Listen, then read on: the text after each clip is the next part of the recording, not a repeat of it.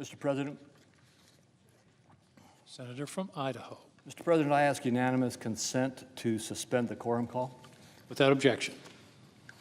Thank you, Mr. President. Mr. President, I expect that sometime this evening the Senate will move to consideration of the Social Security Fairness Act, which would repeal two Social Security provisions: the windfall elimination provision, pronounced WEP, and the government pension offset, GPO. I agree with my colleagues that the WEP and GPO should be improvised to ensure that teachers, fighters, police officers, and others receive fair treatment under Social Security. However, I'm disappointed that the Finance Committee did not have the opportunity to examine ways to address the WEP and GPO and that would be fair to all Social Security beneficiaries and not hurt the Social Security's long-term solvency. In its current form, the Social Security Fairness Act would cost nearly $200 billion over the next 10 years and exhaust the balance of the Old Age and Survivors Insurance Trust Fund roughly 6 months earlier for all Social Security beneficiaries. The share of OASI benefits that could be paid when the trust fund is exhausted would be smaller under this bill than under current law, meaning all Social Security beneficiaries will see their Social Security benefits reduced earlier, and their benefits then will be even smaller than they would have been. I filed an amendment that would delay the implementation of the Social Security Fairness Act until changes are made that would offset the bill's negative impact on the Social Security's actuarial balance, as determined by the Social Security Board of Trustees. The amendment does not specify what the changes should be or how the changes should be determined. While I continue to have concerns with the approach taken in the Social Security Fairness Act, at the very least, this amendment needs to be adopted so that we do not have a negative impact on Social Security's solvency and impact the Social Security benefits of all Social Security recipients. I urge my colleagues to support this amendment when it comes up. That will be the Crapo Amendment number 3331. And Mr. President, I yield the floor.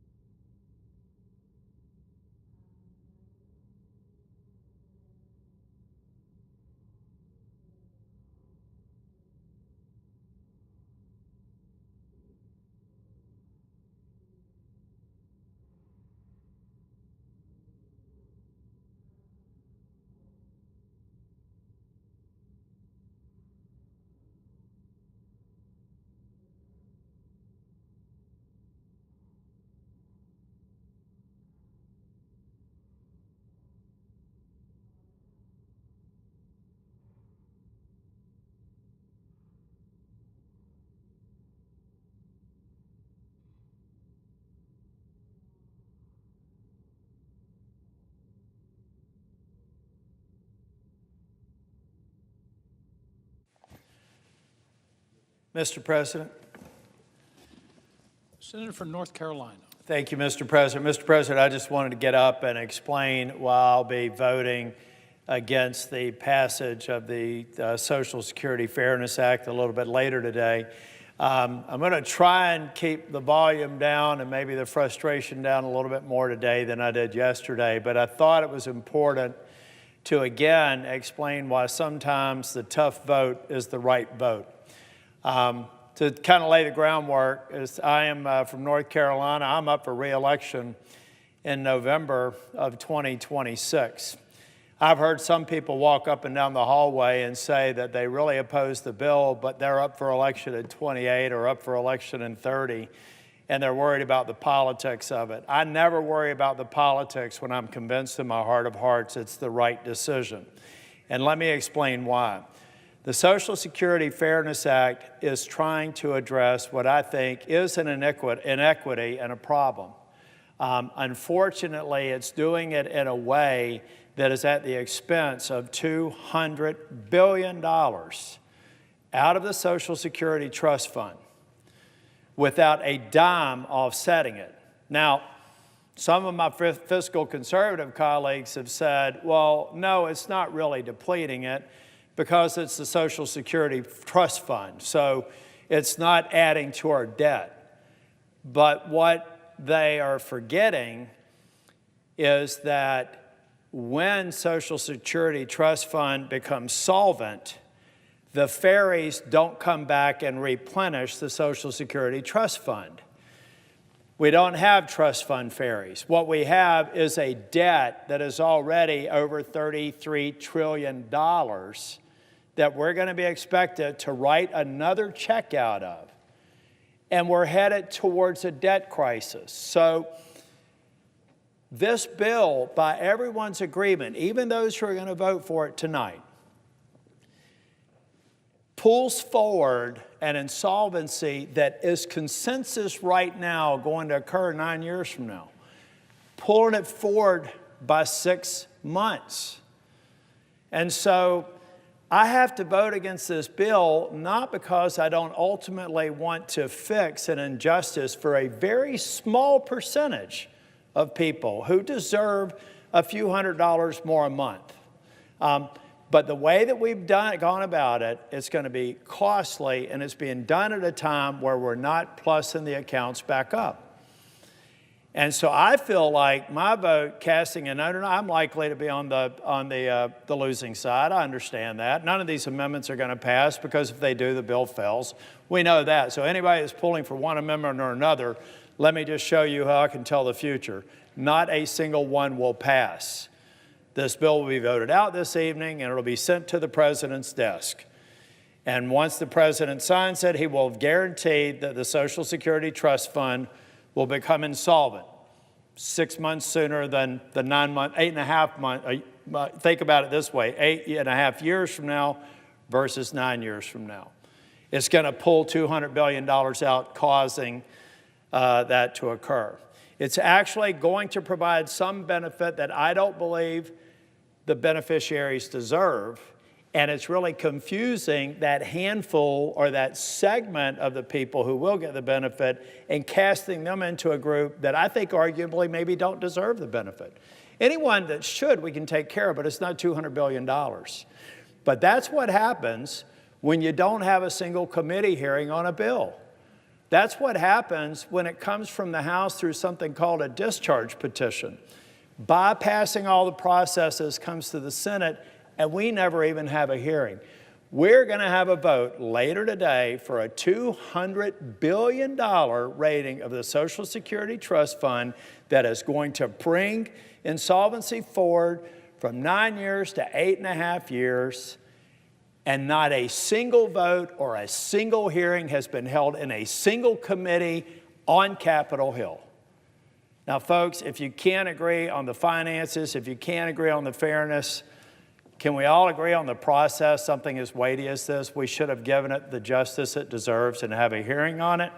So for that reason, I'm going to vote against it. And then I'll be standing there reminding my colleagues I told you so when I'm also trying to help them fix the problem they're about to vote on to create. Thank you, Mr. President.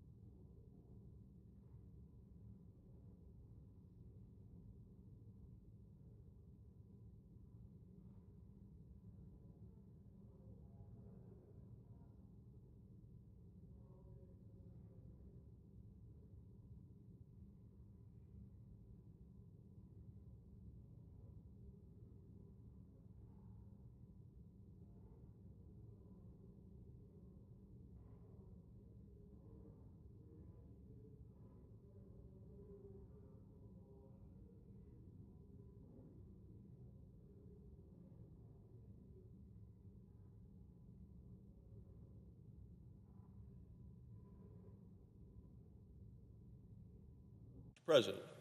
Senator from Wyoming. Thank you, Mr. President. As if in legislative session, I ask unanimous consent that the Senate proceed to the en bloc consideration of the following bills. Calendar number 422, which is S 1348, and calendar 501, which is S 1890. Without objection, the Senate will proceed to the measures en bloc.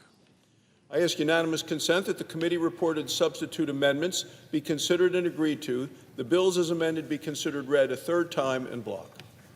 Without objection. I know of no further debate on the bills en bloc. If there is no further debate, I ask unanimous consent. the question is on passage of the bills as amended en bloc. All in favor say aye. Aye. Opposed, no. The ayes appear to have it. The ayes do have it. The bills as amended are passed en bloc. I ask unanimous consent that the committee-reported title amendment to the S 1890 be considered and agreed to, the title of S 1890 as amended be agreed to, and that the motions to reconsider with respect to S 1348 and S 1890 be considered, made, and laid upon the table all en bloc. Without objection. Thank you, Mr. President. Mr. President, I want to rise just to spend a couple of moments discussing a bill that we just passed, and it's the Wyoming Public Lands Initiative. The Senate passed this by unanimous consent. This legislation is very important in my home state of Wyoming, something we've been working on for years. The bill would resolve the management status for thousands of acres of federal public lands across 7 counties of the 23 counties in my home state of Wyoming. These acres involve what are known as wilderness study areas. These are land managed solely for preservation, even though they're not included in the National Wilderness Preservation System. Well, the Bureau of Land Management studies these areas, and they study them to determine whether they should be designated as wilderness lands, or if these lands should be returned to multiple use status. Until Congress acts, the Bureau treats all of the lands as if it's wilderness. In other words, these lands currently under study are closed off to almost every use. For the people of Wyoming who rely on access to the land to make a living and for recreation, this just doesn't work. So in 1991, now here we are, we're in 2024, but in 1991, the Bureau of Land Management released a report recommending a balanced approach for these Wyoming wilderness study areas. Specifically, the Bureau of Land Management recommended that Congress designated some of the lands as wilderness and release the majority of the lands back to multiple use. Well, here we are, over 3 decades later, the lands still remain in limbo. That's why some of our counties began to work with me on the Wyoming Public Lands Initiative. And I want to thank these Wyoming County Commissioners for their collaboration going back 9 years, back to 2015. The bill, which I'm proud to sponsor on their behalf, generally follows the recommendations of the 1991 report. It strikes a balance between protecting these special places that people in Wyoming love, while expanding the multiple use areas that our state and local economies rely upon. The bill was developed by the people who live near the land and who will be accessing the land when this bill is enacted. It has been developed really from the ground up by the people who know the land the best. And this legislation resolves a decades-old stalemate.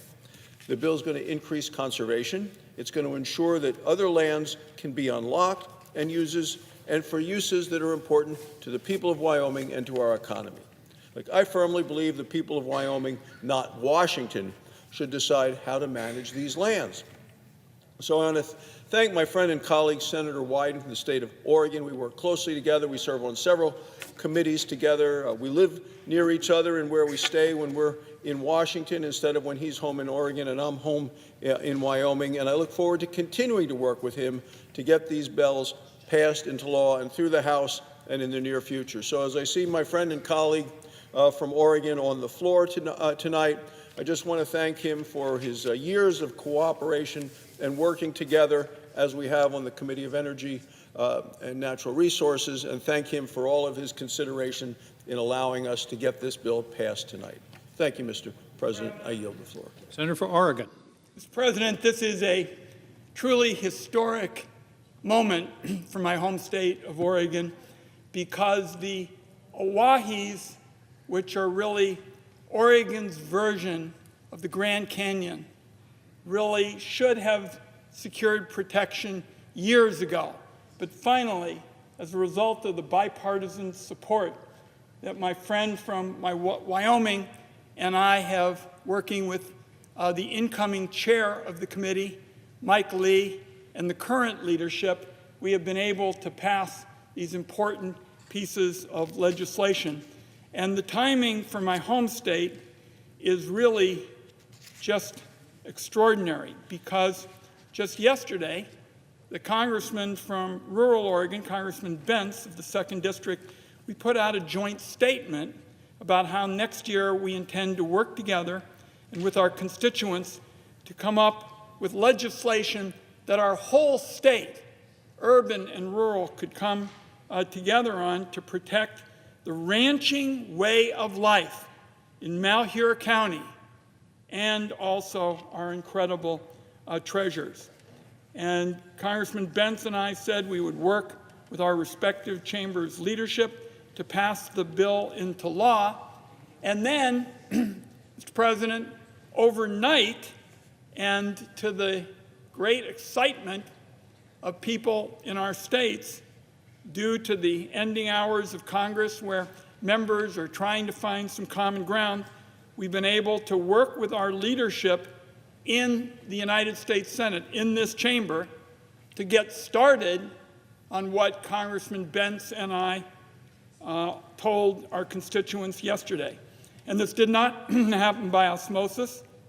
The incoming ranking Senator, Martin Heinrich, and the incoming chair, Mike Lee, said that my bill, which cleared the Energy and Natural Resources Committee, S. 1890, the Malheur Community Empowerment for the Oahe Act, that they would allow it to pass the United States Senate tonight as an indication of the goodwill that all parties have pledged for next year.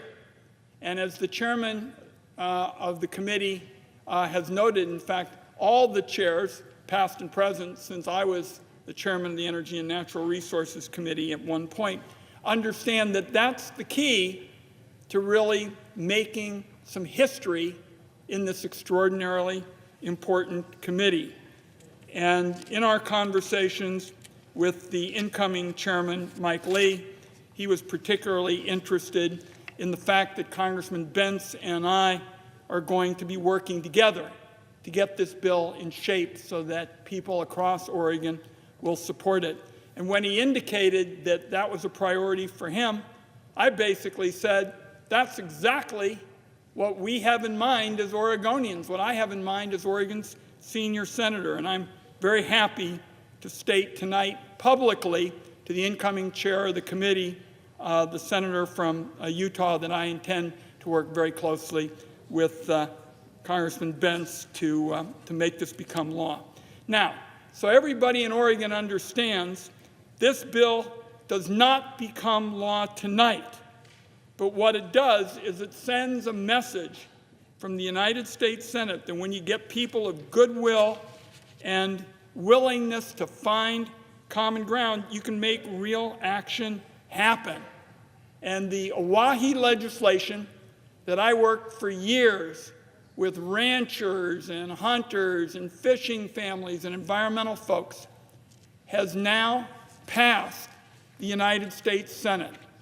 That's something that after decades of debate about the future of the Oahe, nobody thought it was going to happen anytime soon. In fact, yesterday people said, well, we'll have to wait and see what happens. Now the United States Senate has acted, and acted, as I say, to protect the ranching way of life in rural Oregon and our treasures.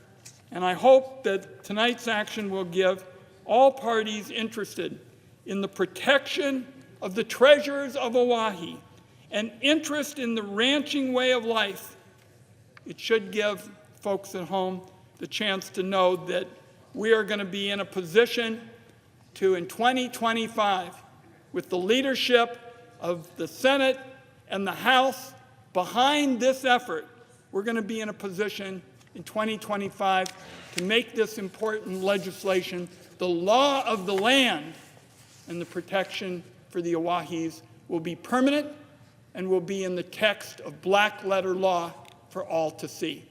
Mr. President, I yield the floor.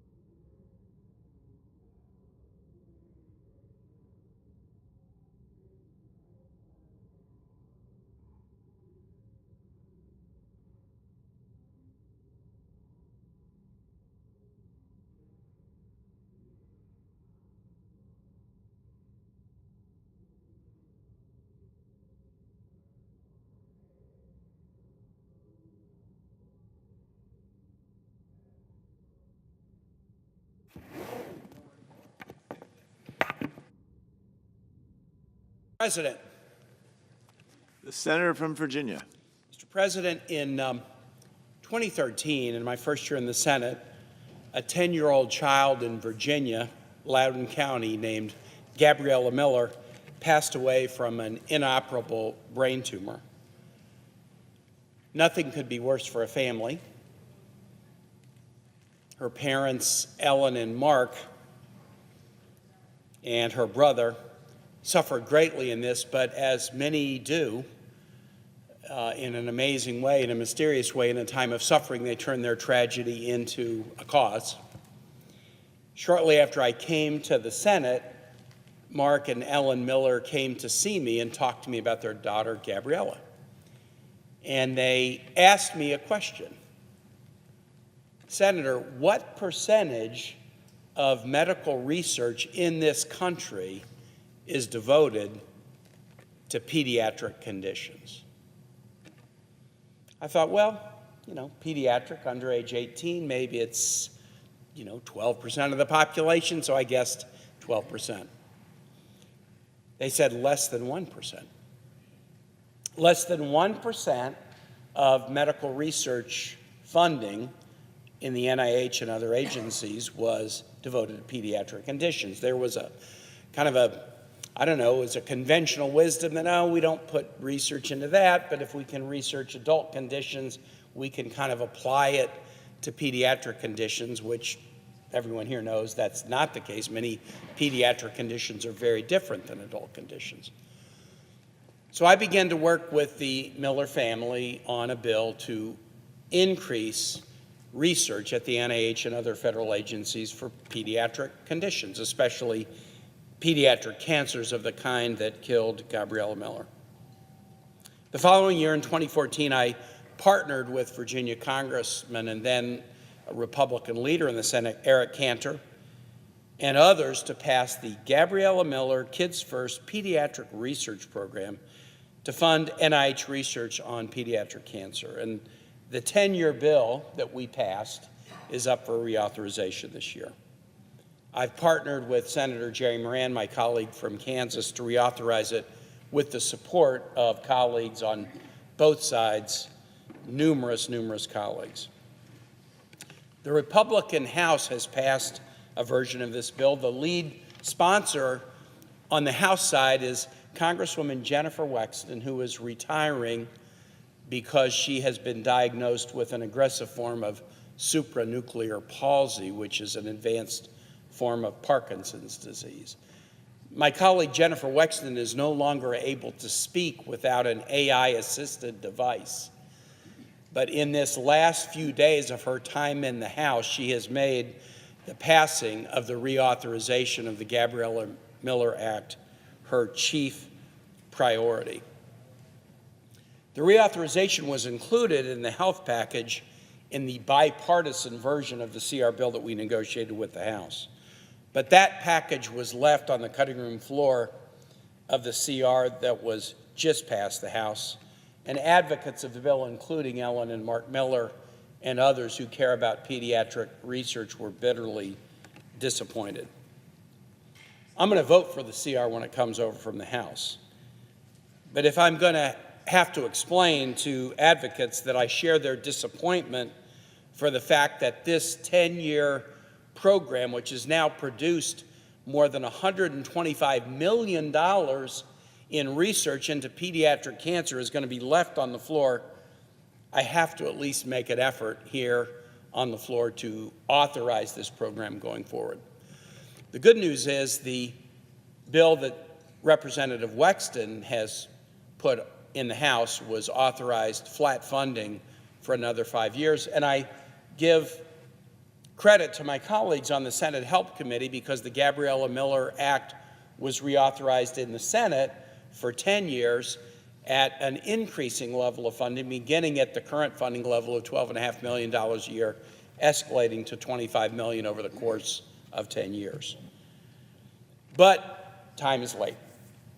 No time to fool around.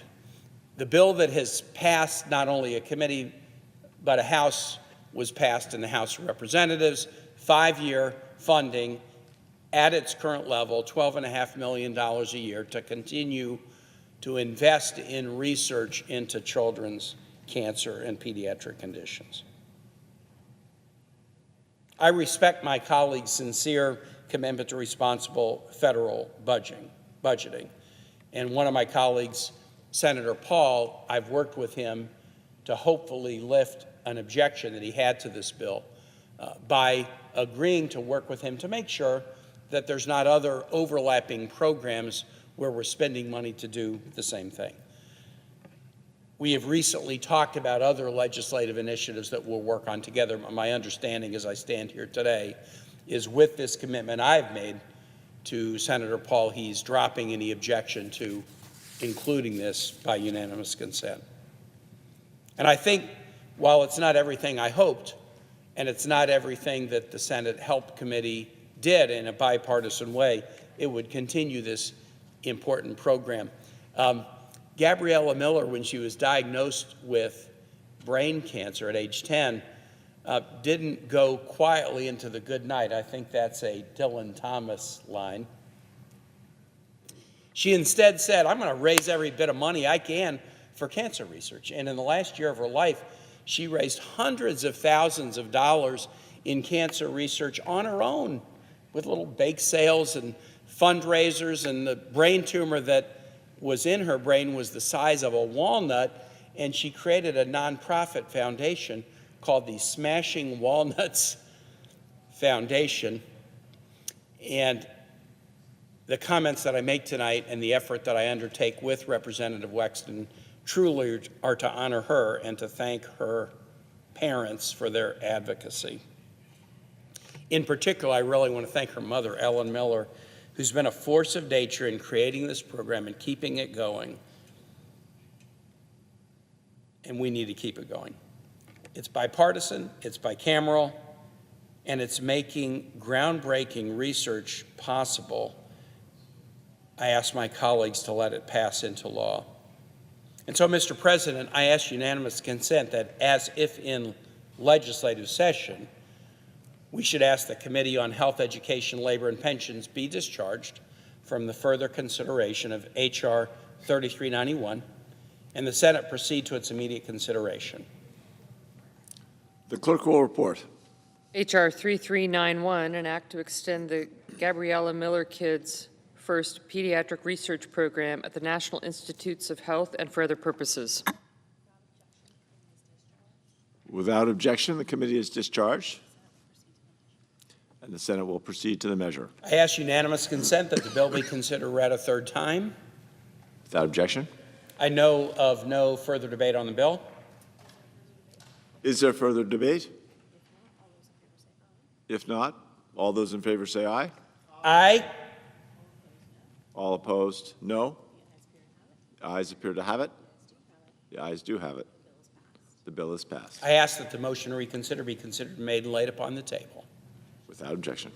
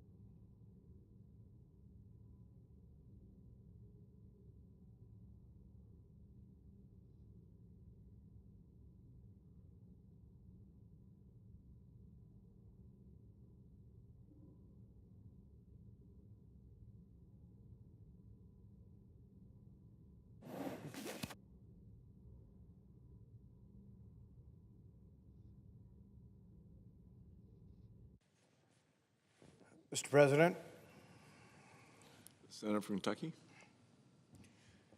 well, we've arrived. We're here at last. Another government shutdown averted. The government will remain open. I'm not sure if that's good news or bad news. People need to know, yes, the government will stay open and it will not be chaotic. Congress can adjourn, which is probably a good thing when Congress adjourns. But the thing about government staying open is we will pass something called a continued resolution. What does that mean? It means we're resolved to continue. Continue as we have for really decades. We will continue to spend money regardless of whether we have it or not. We will continue to spend money at a pace such that we will accumulate about $2 trillion in debt each year. The deficit will be about $2 trillion. Now, the spending is comprised of a lot of different areas. It's about $6.8 trillion in spending, and we bring in about $4.8 trillion in revenue. So it's about a $2 trillion mismatch. A lot of the spending is entitlements. Probably 2/3 of the spending is entitlements, but this body refuses to address entitlements. So as part of the continuing spending tonight, keeping government open, all of the entitlements will be taken off board, and there will be no reforms to entitlements, no reduction in spending in entitlements. They will continue growing somewhere between about 5% and 6% a year. Almost everybody on both sides of the aisle acknowledges that entitlements are the problem. Entitlements are driving the debt. What we vote on, people call a budget, or another word, they call it discretionary spending, is about $1.7 trillion or so, about $2 trillion. Of that $2 trillion, about half's military, half's not military. Well, the military has been taken off the table also, primarily by Republicans, but Democrats complicit as well. No military spending will be addressed, no waste in the military will be addressed, and the Pentagon will not be audited. They've said for decades the Pentagon needs to be audited, and the Pentagon says we're too big to be audited. Leave us alone, we are too big. Occasionally we'll find some things, $500 toilet seats or $800 hammers, things like that. But overall, we have no idea where the money's going, and neither do they. They sometimes talk about hundreds of billions of dollars really literally missing, that they have no idea. But it's taken off the table because the powers that be say military is sacrosanct, cannot be looked at, and must have increased spending.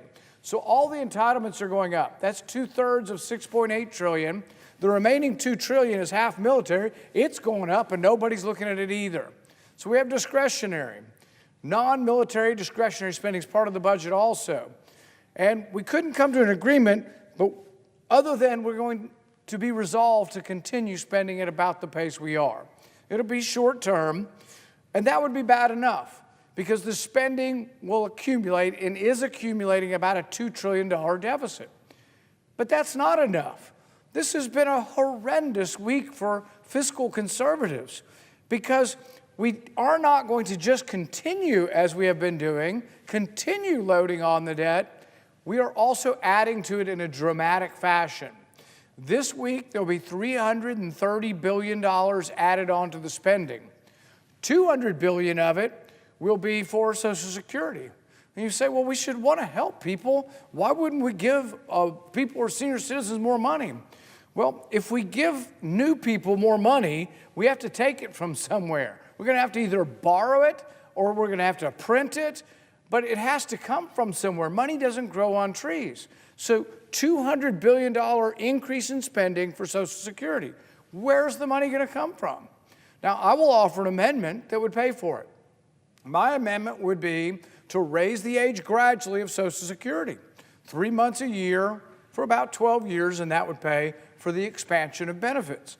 I think that's the only responsible way to do this. You want more benefits for people? You can't just, push the bankruptcy of Social Security and say, well, yeah, it'll go bankrupt in about 9 years, but maybe I won't be here, or maybe I won't be alive, and maybe it'll still exist for people. But shouldn't we care about what's going to happen to the future of Social Security? Shouldn't we care about how this is going to be paid for? But it'll be interesting to see how the vote is. I suspect I won't win, but we're going to have a vote on gradually raising the age. But here's the rub of how difficult it is and how far behind the 8 ball we've become. I proposed this solution 12 years ago, 13 years ago. When I did, it fixed 2/3 of the shortfall. If you raise the age gradually from 67 to 70, about 2 or 3 months a year, it wiped out most of the shortfall and fixed the problem 13 years ago. If you do it now, it only gives us 1 more year of solvency before bankruptcy comes. So we've taken a problem that was eminently fixable a decade ago, and at this point, if we were to do, and my amendment were to pass, it would pay for the expansion, but still the system is going bankrupt because we just keep adding stuff to it. Most people don't realize this, but Social Security actually will give you money no matter what your income is if you have teenage children and one of the parents is over 65. Now, somebody thought up this program and said, wow, this would be good. We should help out elderly parents that are taking care of teenagers. You can be a billionaire and file. I know people who are wealthy, whose kids drive Porsches, who are getting $1,500 a month for each of their kids because the dad is 65. Why would we do a program that's not based on income at all? Why would we let anybody join in that? Is that why Social Security is going bankrupt? No, that's just an element, though, of where the money's going. But everything that happens in this city is based on compassion. I feel for people and I want to help people. But nobody does anything based on math. Nobody really looks at this and says, well, shouldn't we do something to make sure it's paid for? What about next decade? What's going to happen to Social Security? Not a care. They just expand it and it's feel good. You know, the free lunch, the mantra of free lunch is good. Here's stuff, here's manna. Here, we're going to give you more money. Just be content. Take some soma. Just relax. Here's some more money. But we're destroying the entitlement programs. Social Security is going bankrupt, and we sped up the bankruptcy this week by adding $200 billion. That is going to be concluded tonight. That's $200 billion in brand new spending to a system that was already $2 trillion short. Now, we also gave $30 billion to farmers. That's going to be in the package tonight, too. Now, why do the farmers say they need money? Many farmers are actually pretty well off and doing pretty well, actually. But they say that the tariffs during the first Trump administration hurt them so badly that they're still having reduced exports and they need more money. So we're still paying them for the tariff wars that were begun 4 years ago, and still half the people in the country are jumping up and down saying they want more tariffs. But what are we going to do, pay off everybody that doesn't benefit from the tariffs? Think about it. If you put tariffs on a steel mill and you say, well, we're not going to let the Chinese sell any steel over here, you have this bright, shiny steel mill and all the 1,000 workers stand in front and they love you because you're going to help them with their jobs and they're going to be more secure. But for every person making steel, there's 80 workers working somewhere buying steel.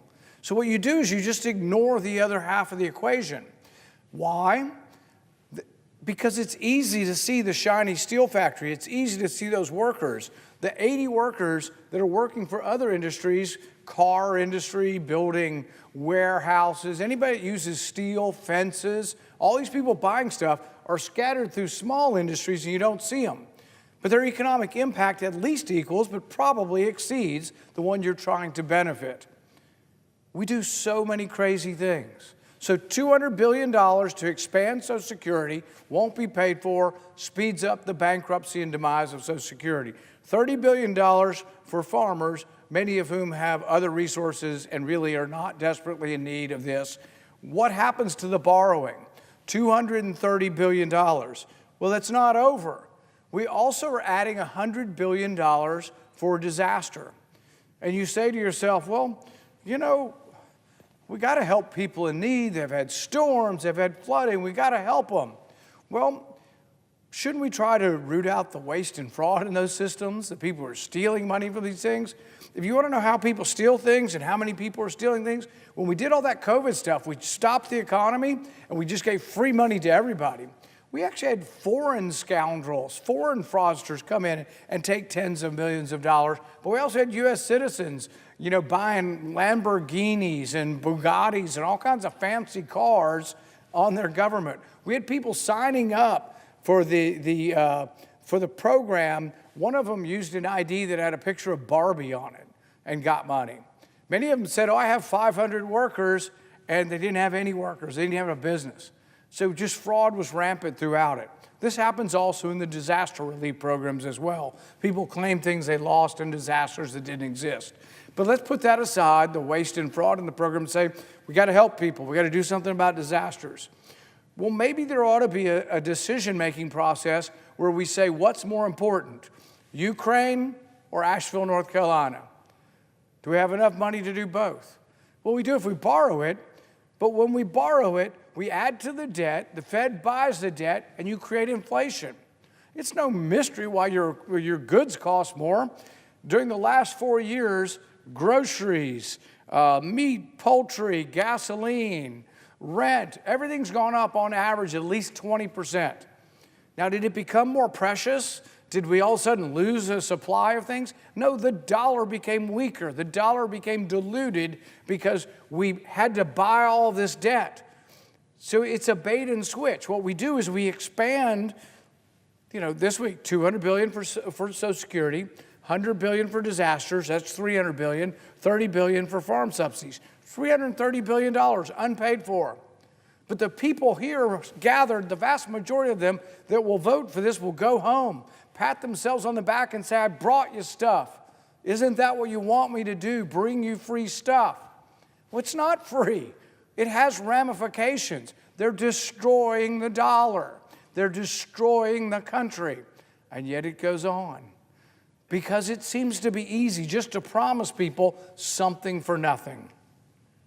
So I have a couple of different solutions. To pay for the Social Security, let's gradually raise the age. 3 months each year.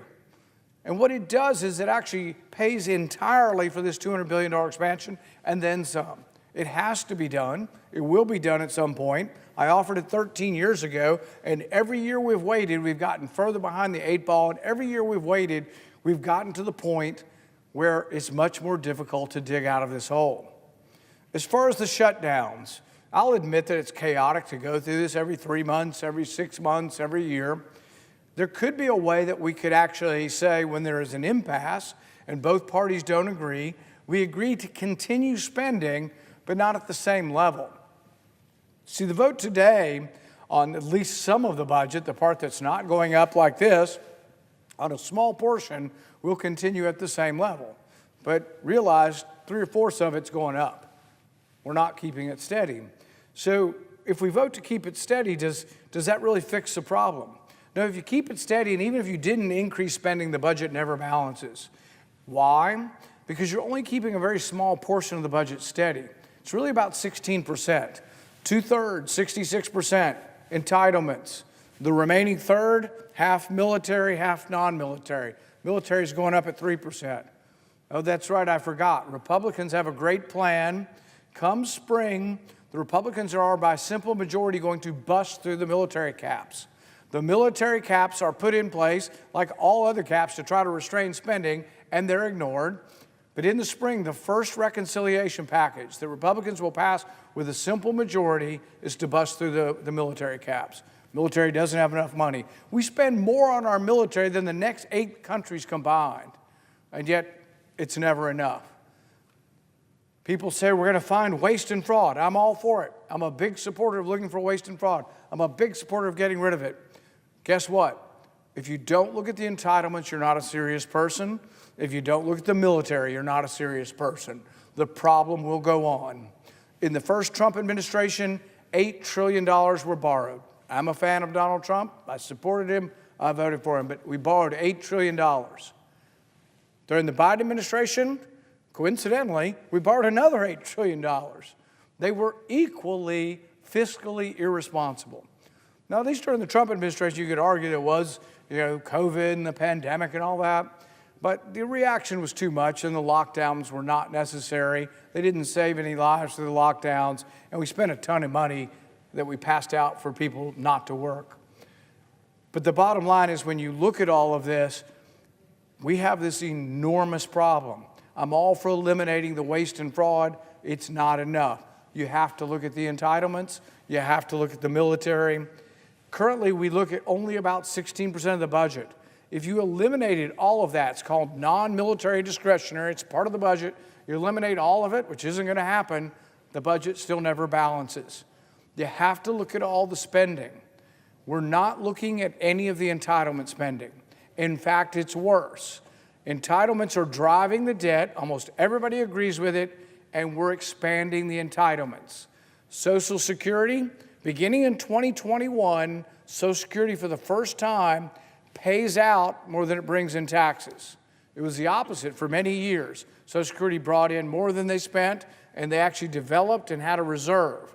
For the last 3 years, Social Security has been paying out more than comes in. 2021, they paid out $50 billion more than came in. 2022, they paid out $22 billion more than came in. Last year, we paid out $40 billion more than we came in. If you had a business, or even if you had a social program, and you were paying out more than you brought in, wouldn't you try to reverse that trend? No, what we did this week is expand Social Security by $200 billion over 10 years. It's $20 billion a year. So if the debt next year for Social Security is going to be about the same as this year, it'd be $40 billion. We added $20 billion to that. What's the math? A 50% increase in our debt. So for someone who's fiscally conservative, this isn't a very good Christmas. This is a Christmas of just doing the same old thing. So when you hear CR or continuing resolution, realize your government is resolved just to continue doing the same thing. They're kicking the can down the road, the debt's going to continue to accumulate, and they're not doing anything to fix it. So don't be pleased with your people. Look closely, who are my representatives, and are they doing the right thing? So we're going to offer a pay-for the Social Security. That would be one of my amendments tonight. We're also going to offer something called the Government Shutdown Protection Act. And what it will do is it says when there is an impasse, when Republicans and Democrats don't agree, that the spending would continue at a reduced level. The level we chose was enough to try to bring both sides together to actually form an agreement, but also we chose a number that would be enough of a cut to actually put us on a path to balance. So if my amendment were to pass, government wouldn't shut down from here on out, but the spending would be at a 6% reduced level. This actually balances the budget, and it's a pretty significant cut. Most of them will say, oh, it's too much, we can't vote for it. But the thing is even if my cuts were to go into place, even if my amendment were to pass, a 6% cut, it would take 5 years to get to balance in 1 year. Not to get rid of any debt that we've accumulated, but just to get to an annual balance. And they are like, oh, woe is me. We could never do it. We can't cut people. People deserve money. People deserve stuff. We have to give them more stuff. Do you know that the European Union, 16 out of 28 countries in the European Union, who many of them are considered to be socialist, actually balance their budget? I met with a socialist from Sweden. He was more conservative than everybody across the aisle. He was more conservative than half the Republicans up here because they thought that actual entitlements should be based on the economy. Their entitlements actually go down when the economy goes down. If the economy shrinks, their entitlements shrink. Just everybody knows it's going to happen. It's a bad year, you're going to get a little bit less. People would go nuts here. We do the opposite. So during the last 4 years, they created so much inflation that people's costs went up 20%. What do? We have to give cost of living adjustments to those on Social Security, and we did, but we were short even more money, and it made the problem even worse and sped up the bankruptcy of Social Security. So my amendment would say we actually have to reduce spending. Now, some people say to conservatives, both in my party and the others, they say, oh, you people are unrealistic. You'll never vote to raise the debt ceiling. But even if I had my way, and we got cuts significant enough that I think the American people would accept, but most of this body wouldn't, and we balanced the budget in 5 years, we would still accumulate debt over those 5 years. And I would vote to raise the debt ceiling during that brief period of time as we are on the way towards balancing our budget. But none of that's going to happen. What we are doing this week and what both parties will be complicit in, and I mean both parties, every Democrat here will vote for this bill, I assume. Every Democrat will vote to continue to be resolved to spend money at a rate that is $2 trillion more than comes in. But half the Republicans will join them. There'll be a minority of Republicans who will say, we're conservative and we shouldn't spend this much money. But we will offer amendments tonight, and people will get to decide where they are. And people at home will have to decide, are we going to live this way? How long can we live this way? What causes inflation? Can we not have representatives who believe that balancing our budget is the appropriate thing to do? So the amendments I offer today are such that I think they're necessary. I think they'll help us to save Social Security from bankruptcy, but they won't be very popular here. But I offer them in hopes that people will see them across America and say, at least somebody cares about the solvency of Social Security. At least somebody has the guts to say, this is what we would do to try to save and preserve Social Security, rather than just giving free stuff to everybody and saying, no big deal, you can have more. What? You want more? Here's more. Somebody's got to ask how we're going to pay for this. Someone's got to be responsible up here, and if you watch closely who votes on this amendment, you'll see who are the truly fiscally responsible people in the Senate. Thank you, Mr. President. I yield back my time.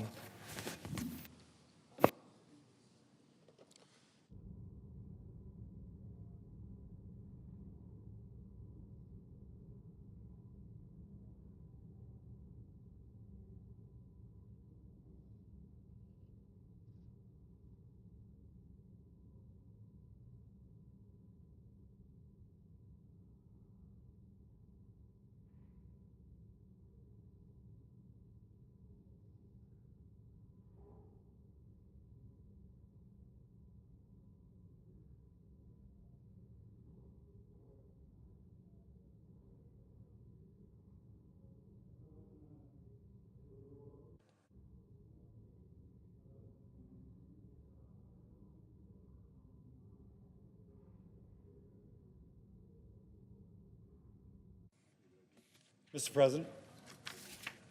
Senator from Louisiana. Mr. President, today is a day to celebrate. The Senate is moments away from keeping a promise we made to the American people when Social Security became law. Folks will get the benefits they earned. State and local workers in Louisiana and other states across the country are no different than other Americans who paid into the system. State and local government workers deserve their full Social Security benefit. Now, with the passage of the Social Security Fairness Act, they will get it. This act repeals WEP, GPO, that stands for Windfall Elimination Provision and Government Pension Offset, and stops Social Security from punishing public workers for the crime of serving their communities. Nurses, teachers, firefighters, police officers, widows of those who worked in the Social Security system will be made whole by what we do here tonight. I had a civics teacher in high school who always delighted in the fact that she taught someone who went on to become a member of Congress. And Betty worked her whole life teaching in public schools. And because of GPO, when her husband passed away, her husband worked at Exxon Refinery, I believe, if I remember correctly, her Social Security benefit was cut to a fraction because she had worked in the public sector as a teacher.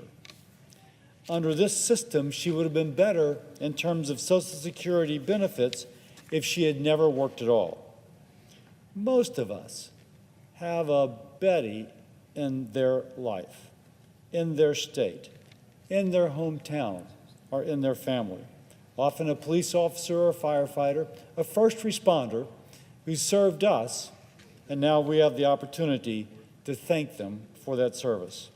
With a vote today, we're standing up for folks like Betty and everyone like her across our nation. It's a day to celebrate. And Mr. President, with that, I yield.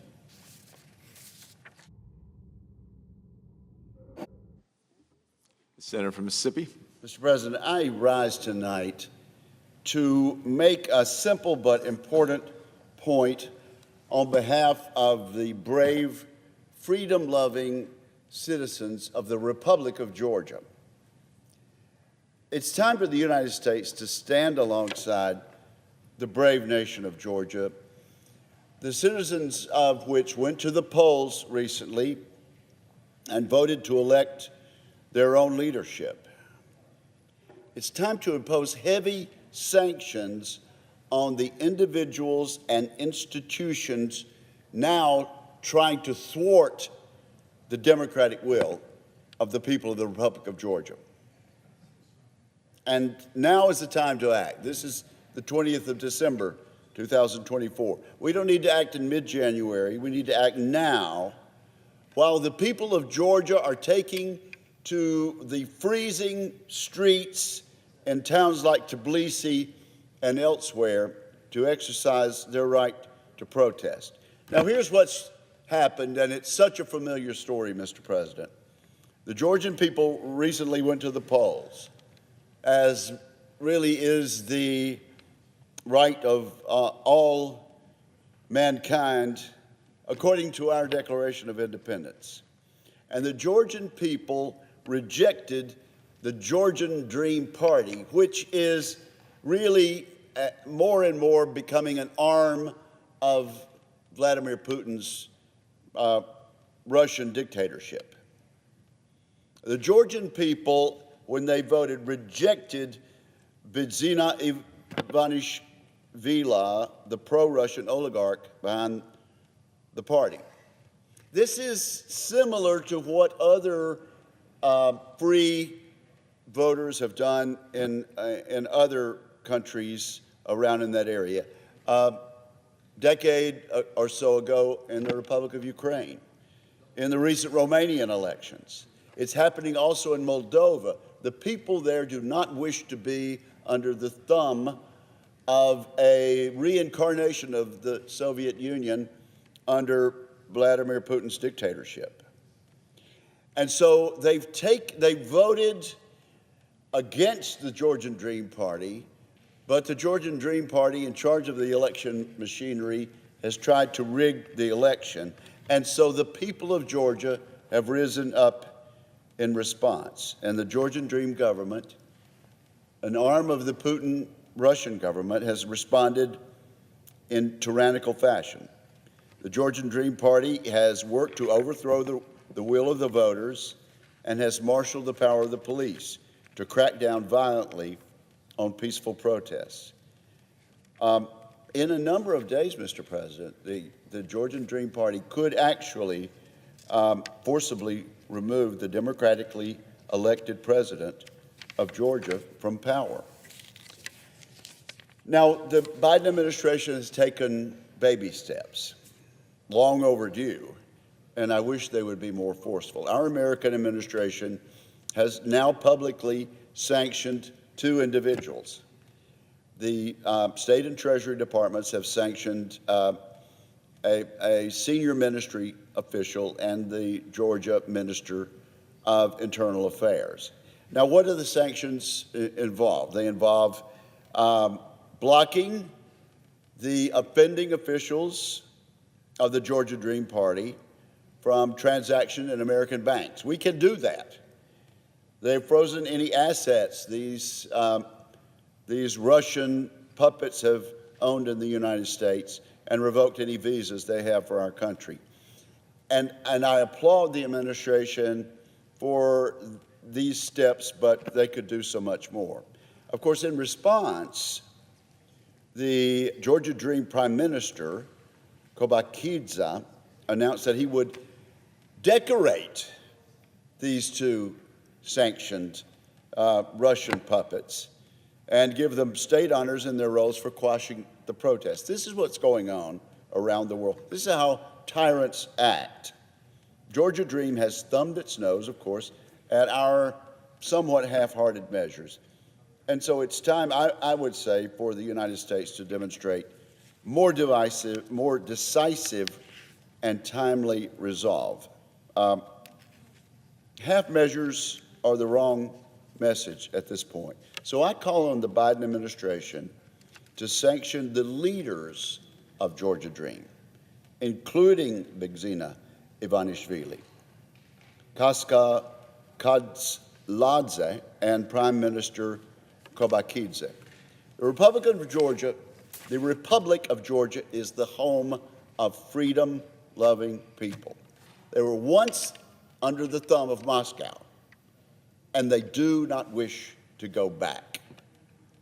Vladimir Putin would like to have Georgia back in its orbit, just like they would like to have Moldova back in their orbit, just like they even wish to have Romania and certainly Ukraine.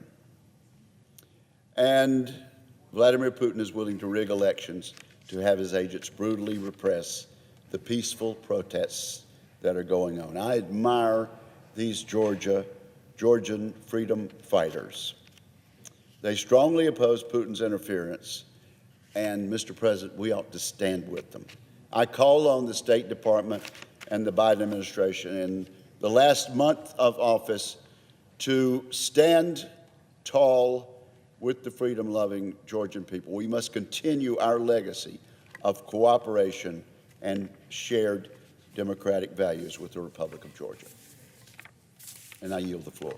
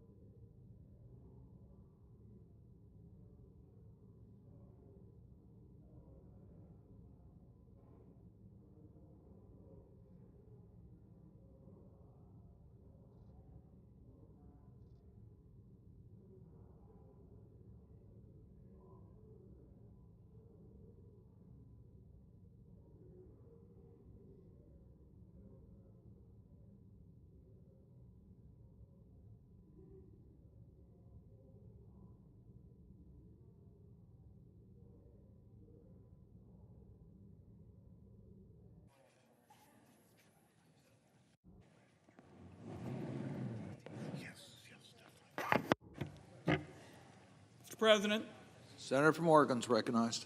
Mr. President, as chairman of the Senate Finance Committee, I want to spend a minute saying a special commendation to Senators Brown and Casey, two exceptionally valuable members of the Senate Finance Committee who are going to be departing the Senate at the end of the year.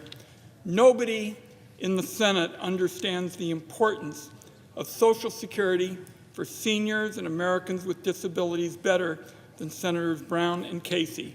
They have been leading the fight for years to protect and strengthen Social Security for current and future generations of Americans, and they have done it for their entire careers. That includes battling those who would want to privatize the system, those who would raise the retirement age, or advance schemes that would otherwise cut benefits.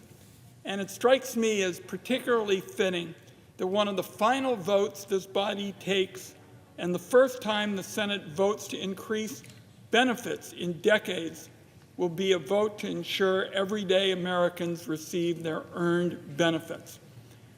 I was director of the Oregon Gray Panthers for almost 7 years before coming into public life, and I long ago decided that protecting America's earned benefits has been a lodestar, and Senators Casey and Brown have followed that through their public service. This vote is also a chance for the American people to see clearly who is fighting for middle-class families, because what the Senate is doing is preventing across-the-board cuts to Social Security benefits for public servants like firefighters and nurses and bus drivers and police officers and teachers. These are all individuals who work in crucial professions paying into Social Security out of every paycheck. They went into their line of work not to strike it rich, but to answer the call to serve their communities. As chairman of the Senate Finance Committee, I would urge all members of the Senate, Republicans and Democrats, to stand with Senators Brown and Casey and all our colleagues who've been working to pass this legislation. It is long overdue, and I yield the floor. We put $1.5 trillion in over 5 years.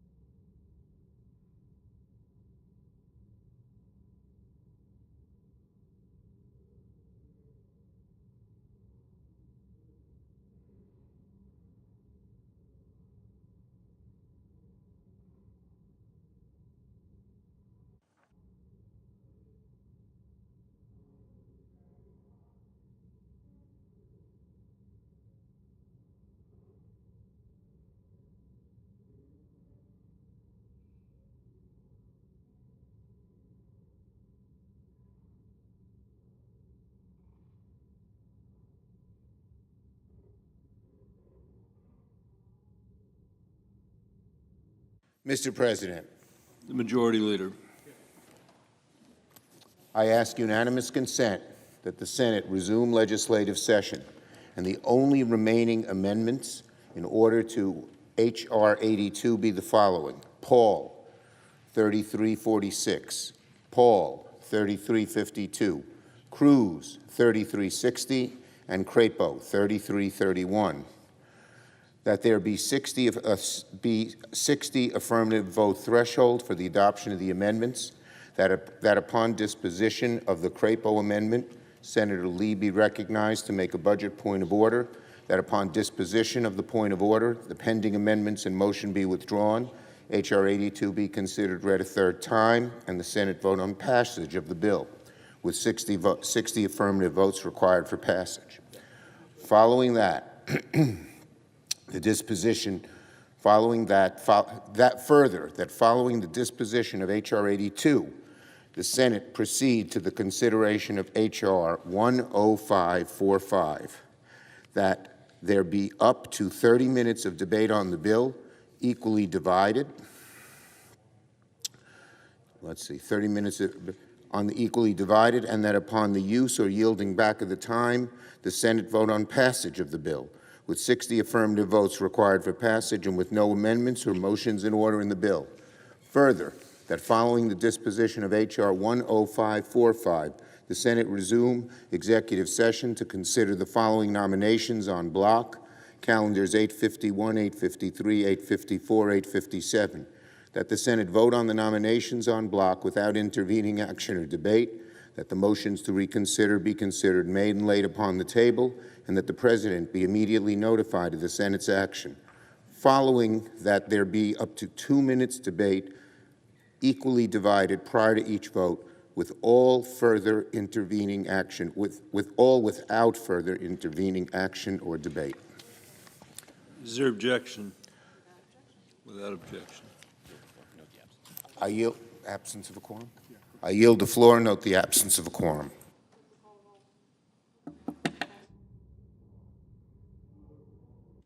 Ms. Baldwin.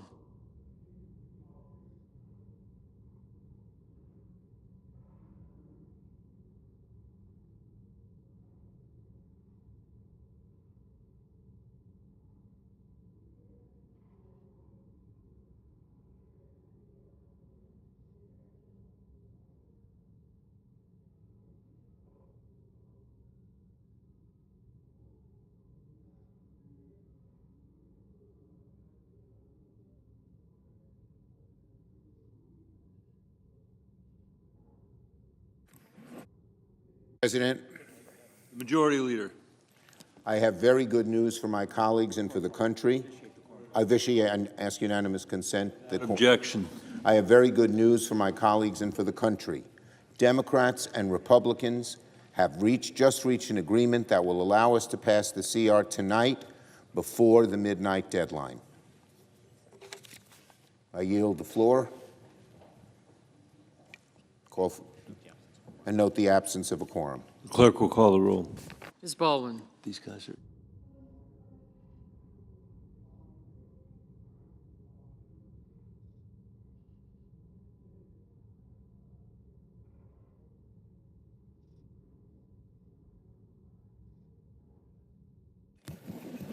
Mr.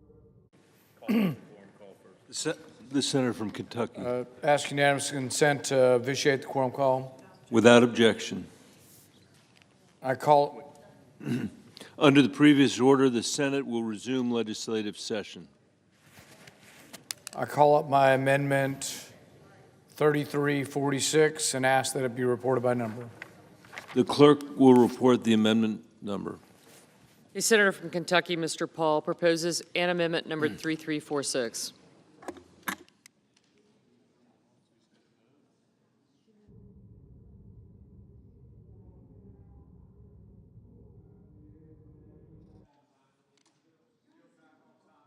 Without objection.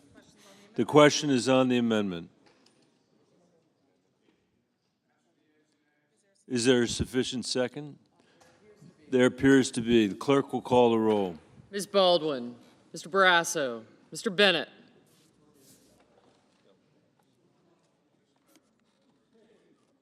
Mrs. Blackburn, Mr. Blumenthal, Mr. Booker.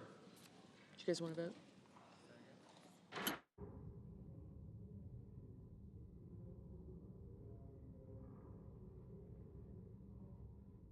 Mr. Bozeman, Mr. Braun, Mrs. Britt, Mr. Brown, Mr. Budd,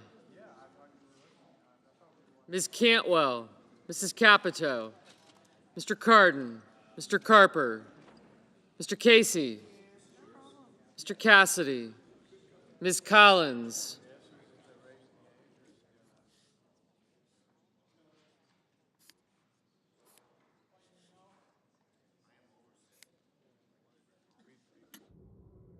Mr. Coons, Mr. Cornyn, Ms. Cortez Masto, Mr. Cotton, Mr. Kramer, Mr. Crapo, Mr. Cruz, Mr. Daines, Ms. Duckworth, Mr. Durbin, Ms. Ernst, Mr. Fetterman, Mrs. Fisher, Mrs. Gillibrand, Mr. Graham, Mr. Grassley, Mr. Haggerty, Ms. Hassan, Mr. Hawley, Mr. Heinrich, Mr. Hickenlooper, Ms. Hirono, Mr. Hoven, Mrs. Hyde-Smith, Mr. Johnson, Mr. Kane, Mr. Kelly, Mr. Kennedy, Mr. Kim,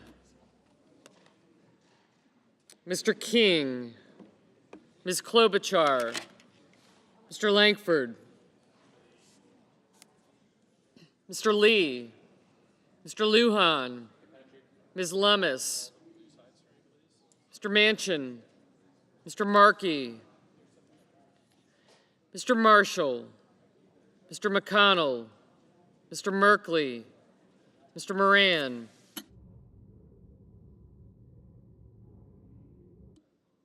Mr. Mullen, Ms. Murkowski, Mr. Murphy, Mrs. Murray, Mr. Ossoff, Mr. Padilla, Mr. Paul, Mr. Peters,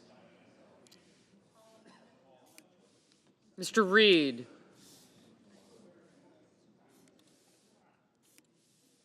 Mr. Ricketts, Mr. Risch, Mr. Romney, Ms. Rosen, Mr. Rounds, Mr. Rubio, Mr. Sanders, Mr. Schatz, Mr. Schiff, Mr. Schmidt, Mr. Schumer, Mr. Scott of Florida, Mr. Scott of South Carolina, Mrs. Shaheen, Ms. Sinema,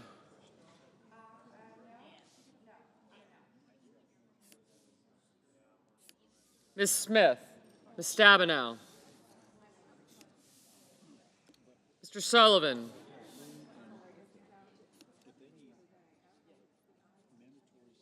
Mr. Tester, Mr. Thune, Mr. Tillis, Mr. Tuberville, Mr. Van Hollen, Mr. Vance, Mr. Warner,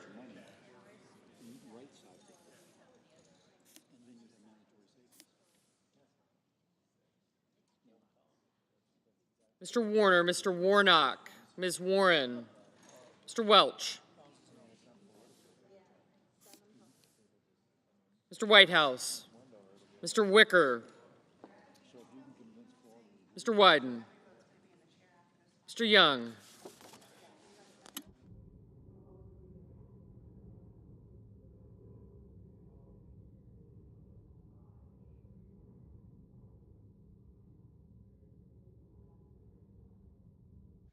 Senators voting in the, Mr. Paul voted in the affirmative.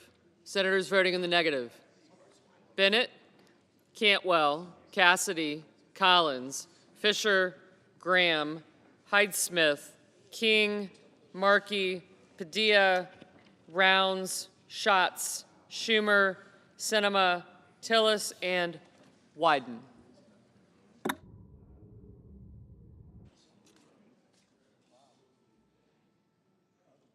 Mr. Tuberville, no. Mr. Risch, no. Mr. Crapo? No. Mr. Langford? No.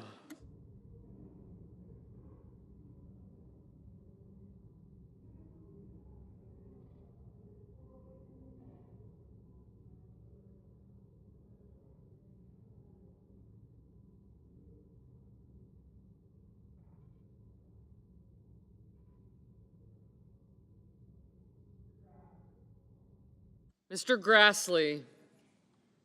No.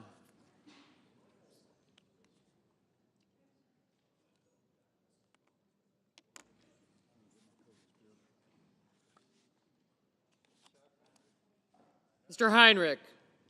No.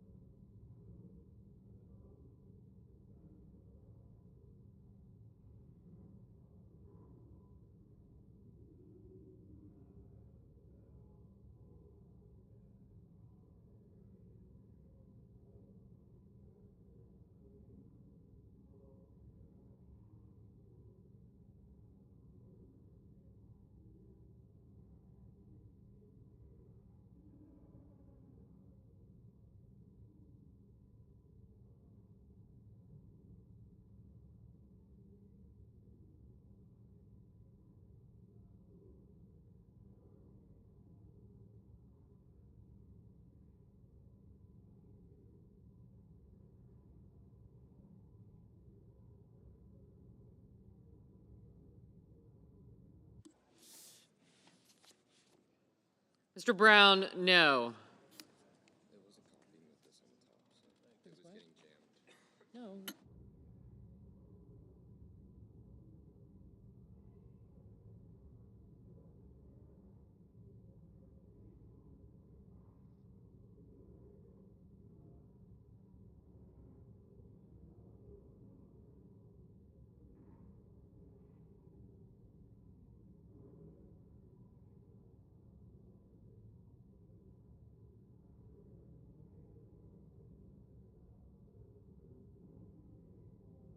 Mr. Durbin? No. Mr. Cornyn? No.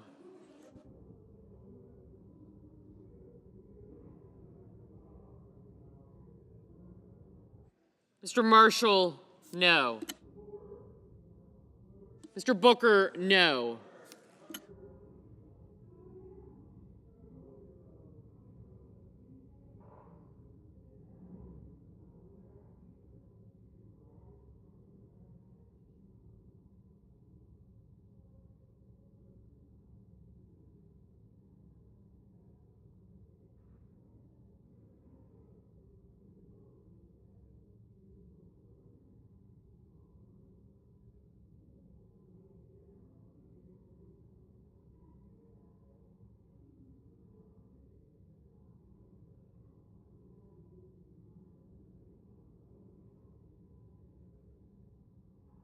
Mr. Cardin? No.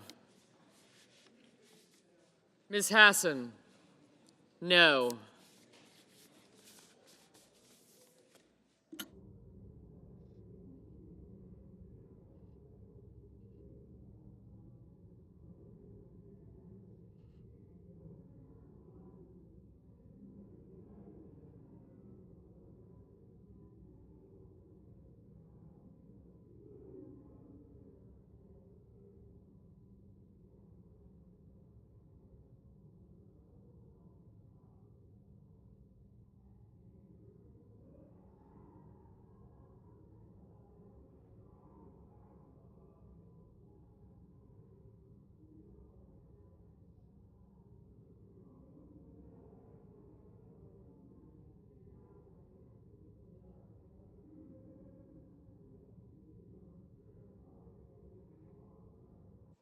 Mr. Thune? No.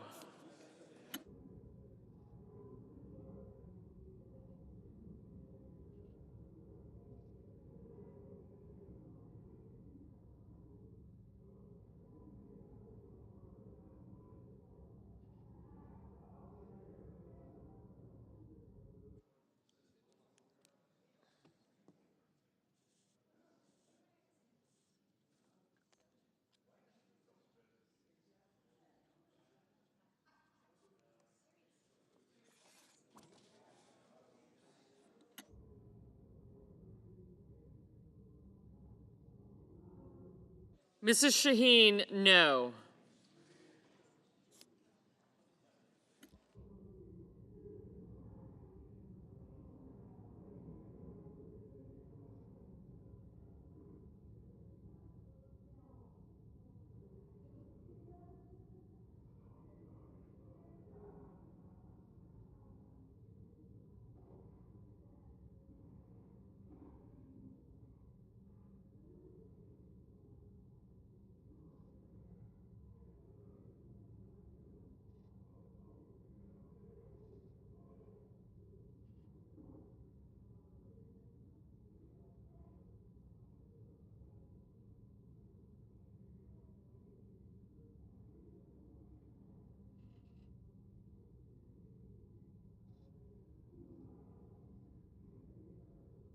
Mr. Casey, no.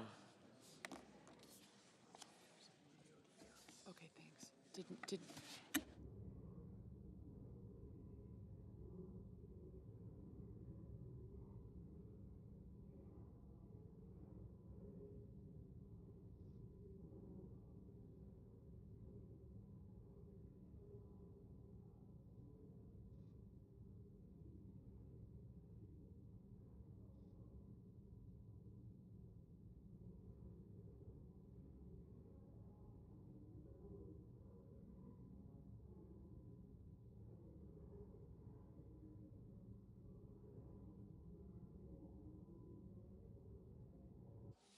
Mr. Scott of Florida, no.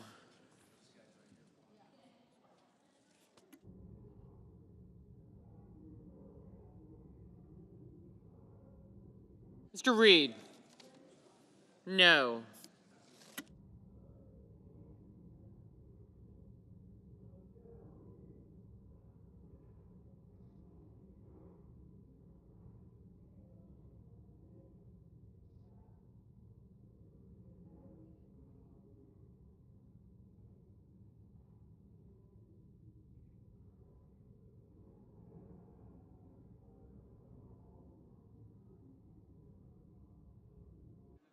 Ms. Stabenow, no. Ms. Smith, no.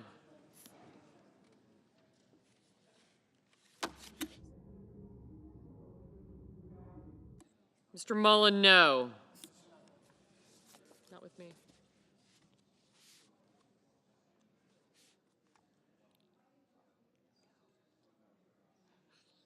Ms. Murkowski, no.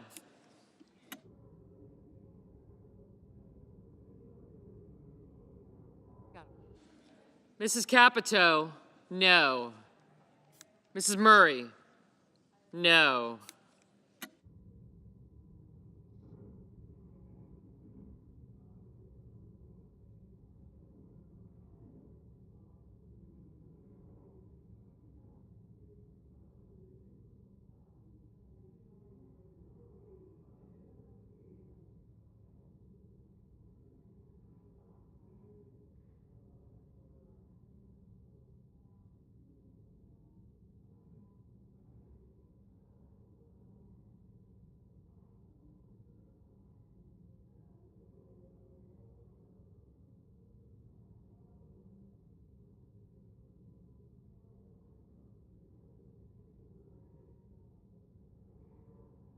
Mr. Lujan, no.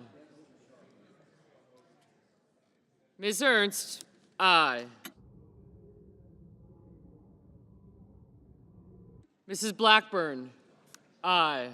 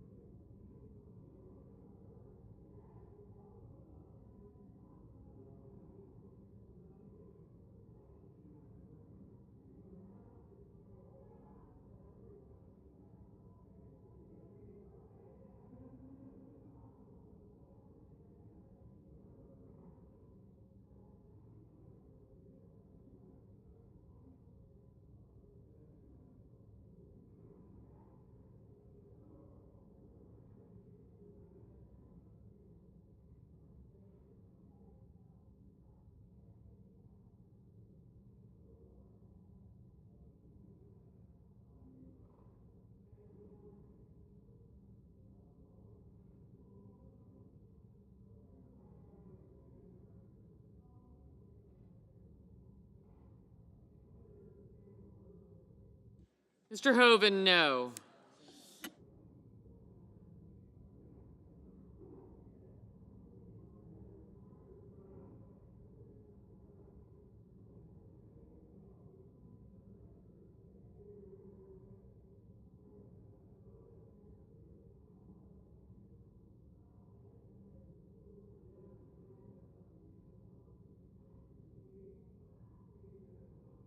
Mrs. Britt, no. Mr. Cotton, no. Mr. Ricketts, no.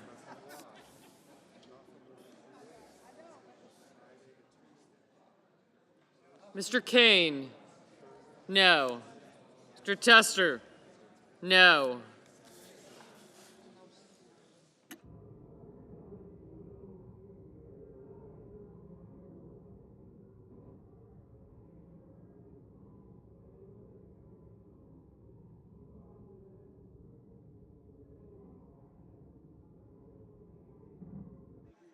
Ms. Ernst, no.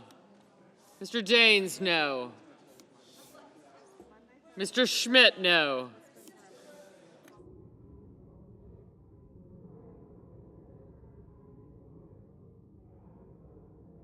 Mr. Johnson, no.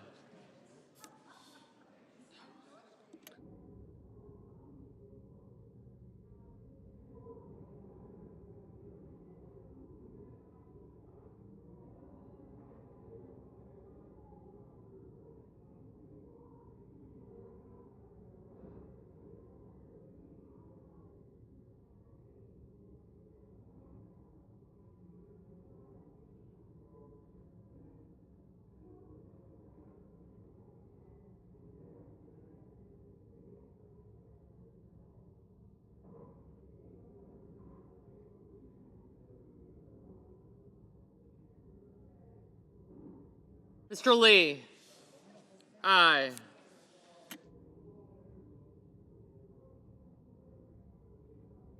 Mr. Bozeman, no.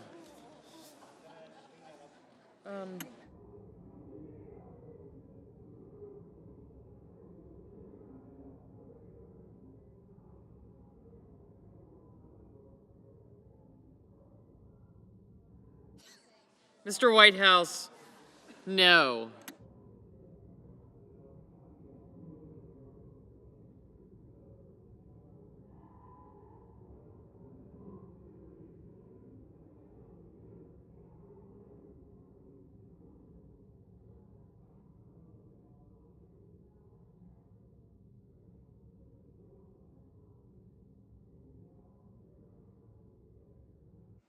Mr. Wicker, no.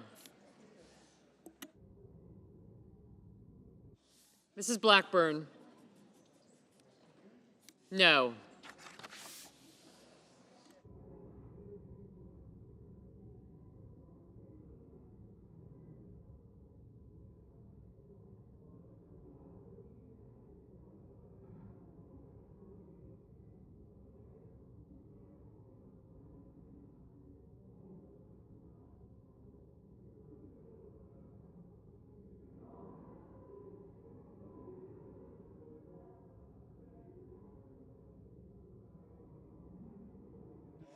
Ms. Hirono, no.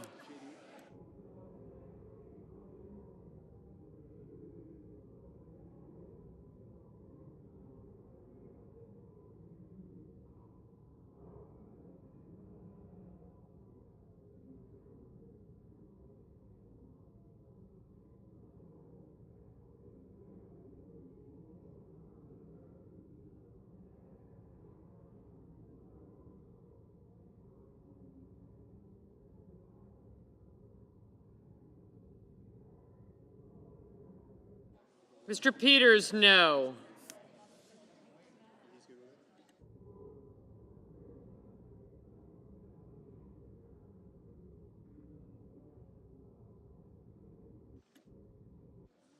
Mr. Young, no.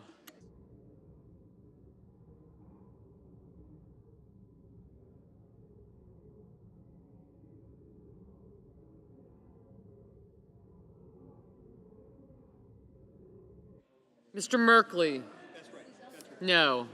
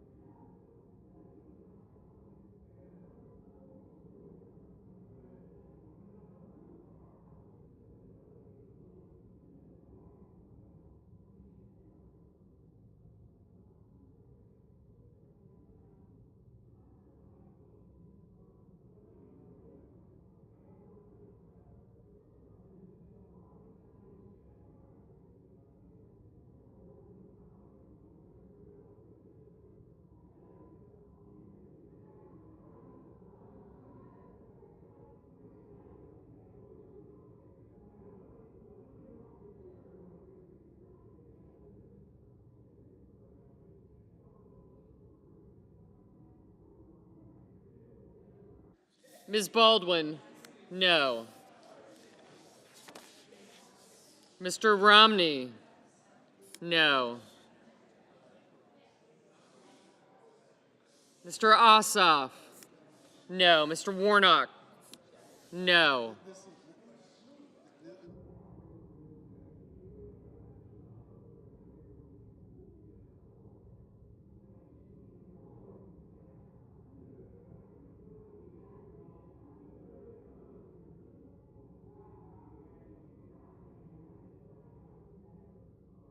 Mr. Hickenlooper, no. Mr. Kramer, no. Ms. Lummis, aye.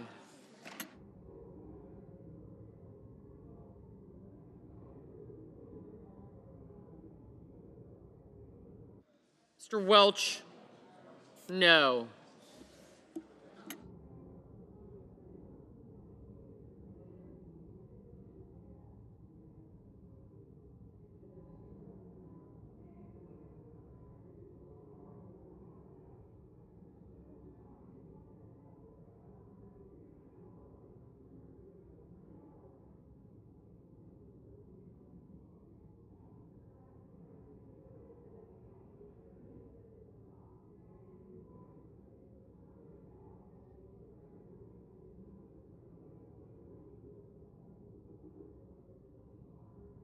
Mr. Fetterman, no.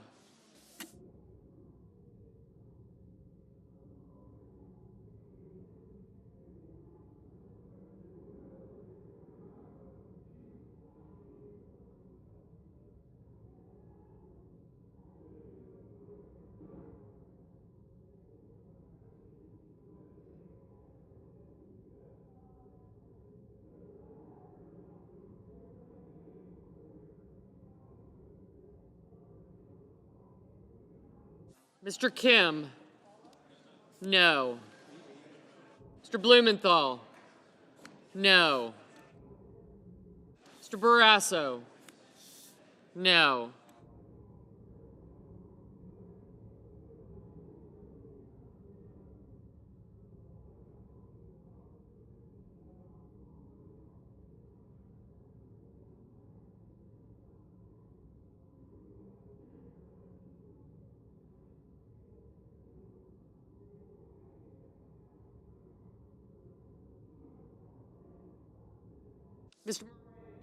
Mr. Moran, no.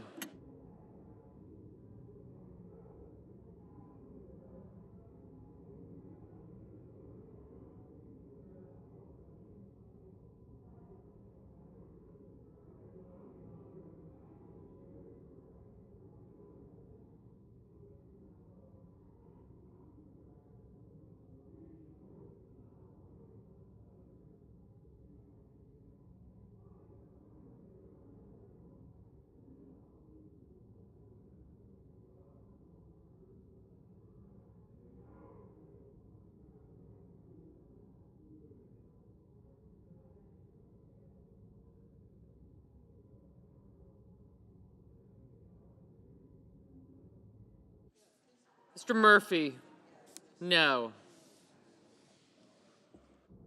Ms. Warren, no.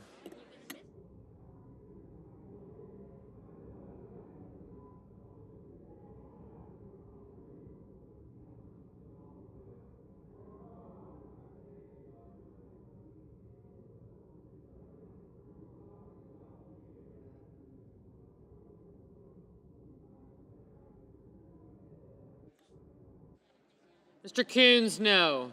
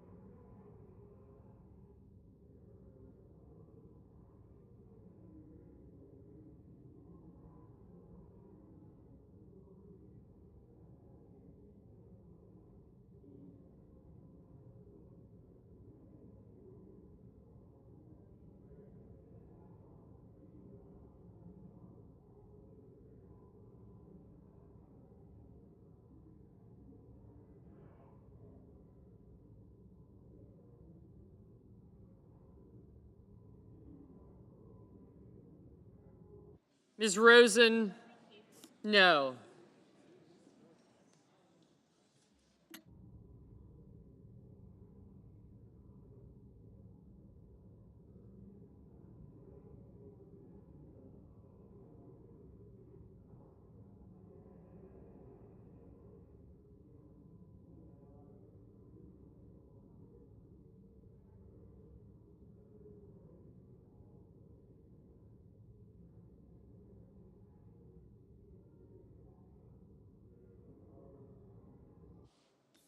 Mr. Braun, no.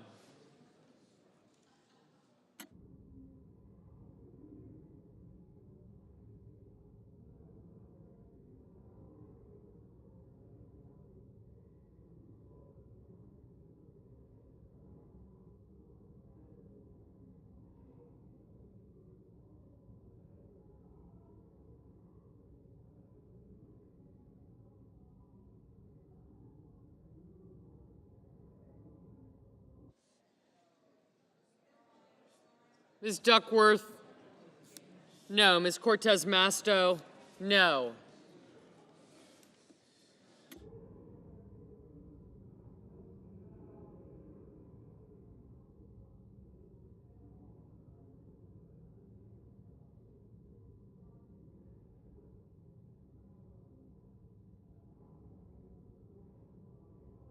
Mr. Kennedy, no.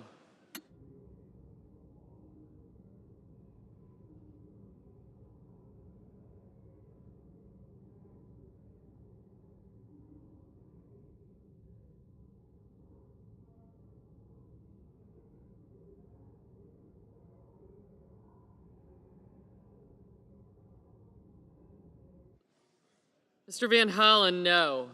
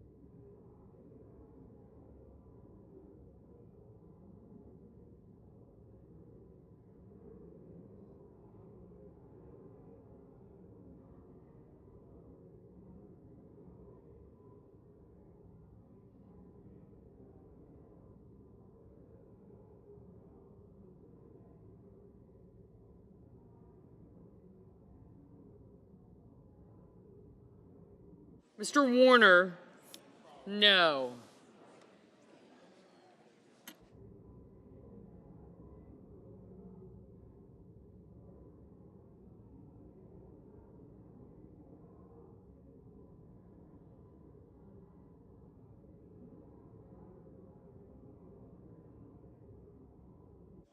Mr. Scott of South Carolina, no. Mr. Kelly, No.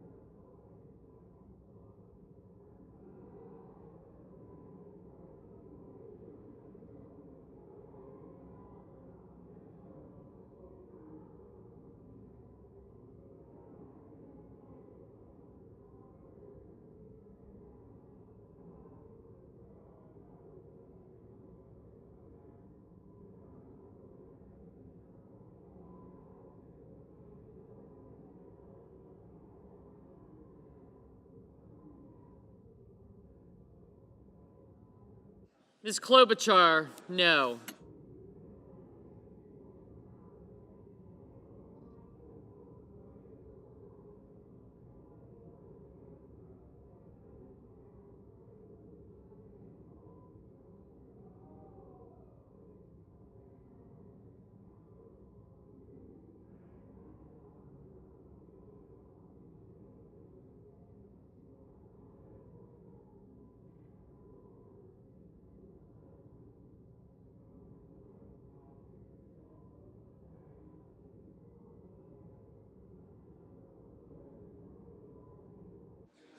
Mr. Budd, no.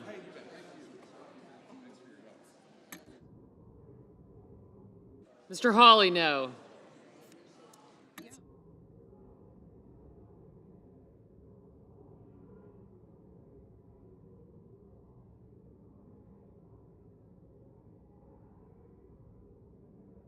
Mr. Haggerty, no. Mrs. Gillibrand, no.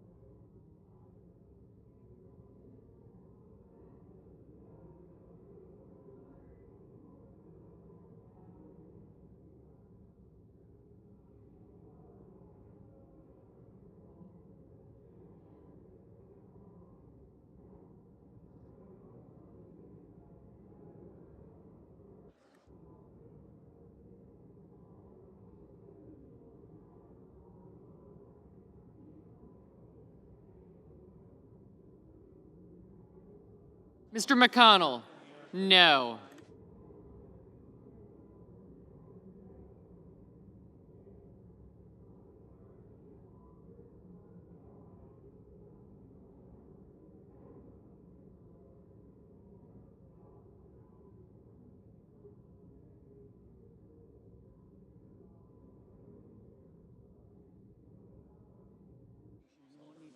Mr. Sullivan, no.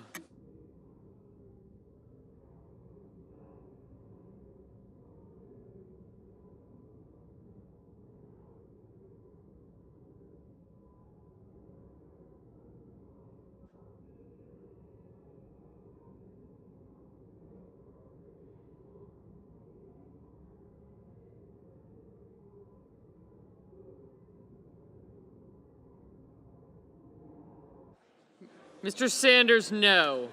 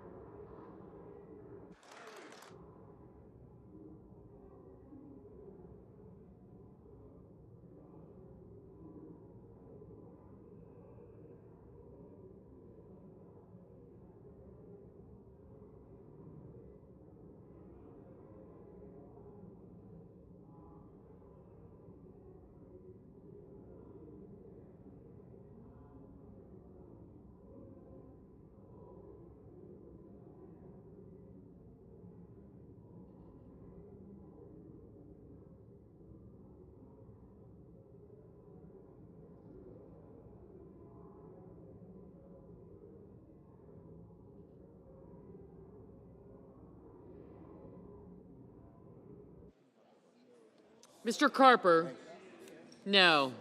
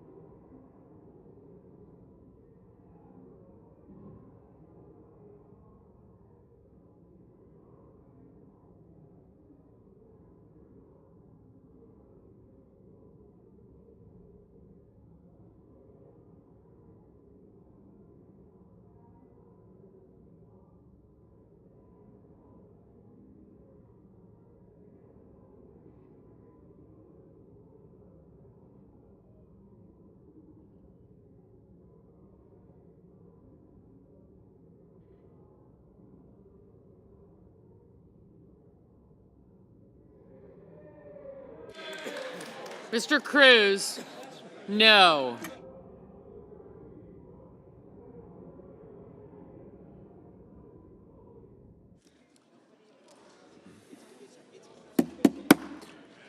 On this vote, the yeas are 3, the nays are 9.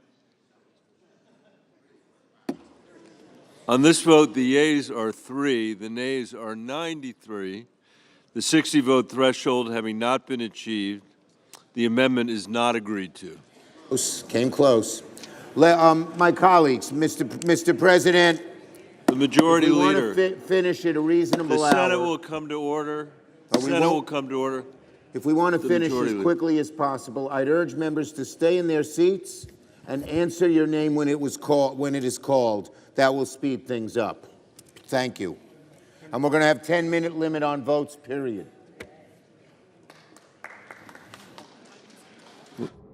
President, The senator from Kentucky.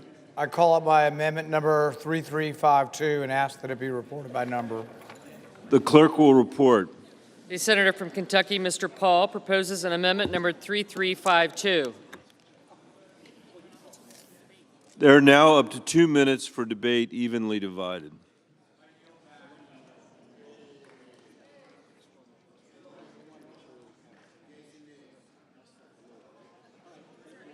Is there any debate? Hearing none. The question is on the amendment. Is there a sufficient second? There appears to be. The clerk will call the roll. Ms. Baldwin. Mr. Barrasso. Mr. Bennett. No. Mrs. Blackburn. Mr. Blumenthal. Are you sure? Mr. Booker. Mr. Bozeman. Mr. Braun. Mrs. Brett. Mr. Brown. Mr. Budd. Ms. Cantwell.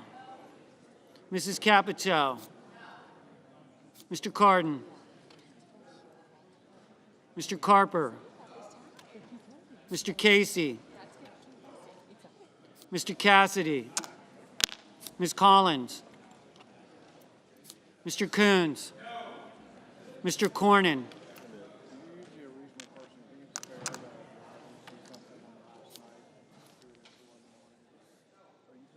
Ms. Cortez Masto. Mr. Cotton. Mr. Kramer. Mr. Crapo.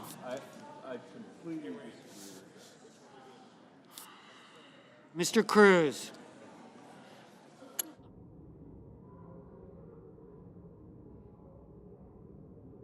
Mr. Daines. Ms. Duckworth. Mr. Durbin. Ms. Ernst. Mr. Fetterman. Mrs. Fisher. Mrs. Gillibrand. Mr. Graham, Mr. Grassley. Mr. Haggerty, Ms. Hassan.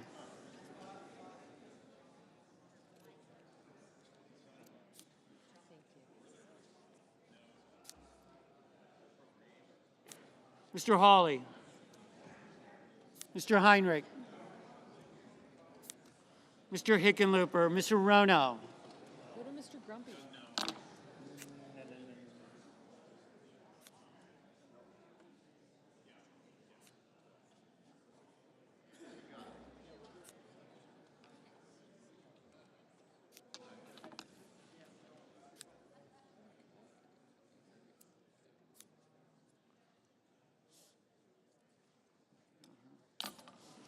Mr. Hoven. Mrs. Hyde-Smith. Mr. Johnson. Mr. Kane. Mr. Kelly. Mr. Kennedy. Mr. Kim. Mr. King. Ms. Klobuchar. Mr. Langford. Mr. Lee. Mr. Lujan.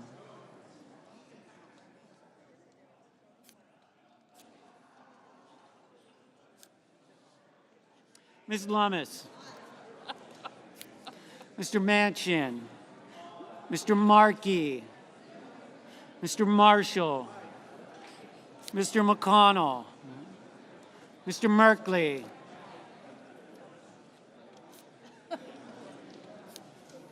Mr. Moran, Mr. Mullen, Ms. Murkowski, Mr. Murphy,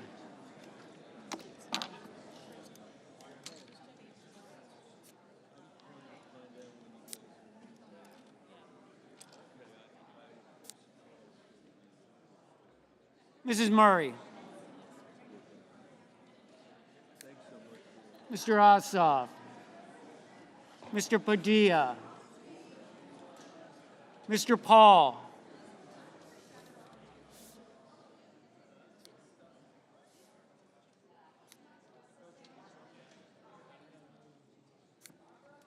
Mr. Peters, Mr. Reed,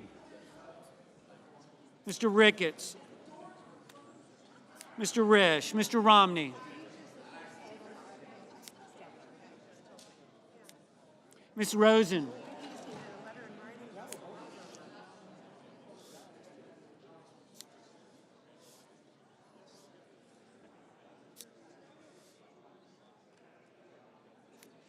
Mr. Rounds, Mr. Rubio, Mr. Sanders,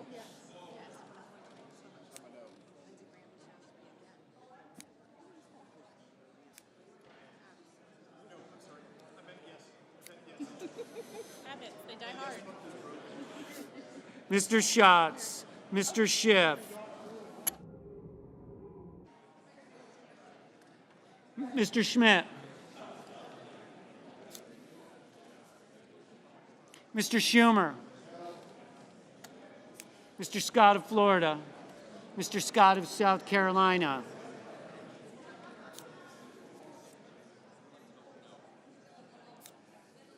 Mrs. Shaheen,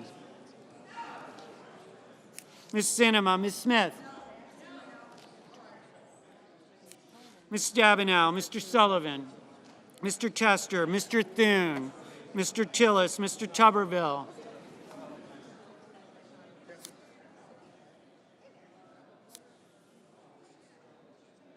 Mr. Van Hollen, Mr. Vance, Mr. Warner,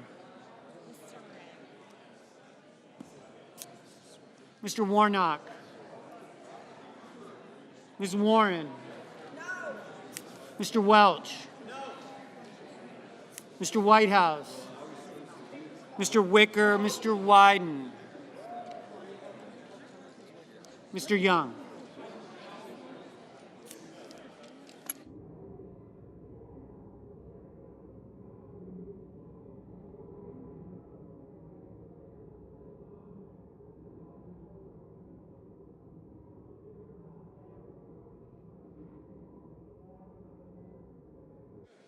Senators voting in the affirmative: Barrasso, Blackburn, Budd, Cassidy, Kramer, Crapo, Cruz, Daines, Ernst, Graham, Grassley, Haggerty, Hoeven, Johnson, Lankford, Lee, Lummis, Marshall, Moran, Paul, Risch, Romney, Scott of South Carolina, Tuberville. Mr. Schmidt, aye. Mr. Thune, aye.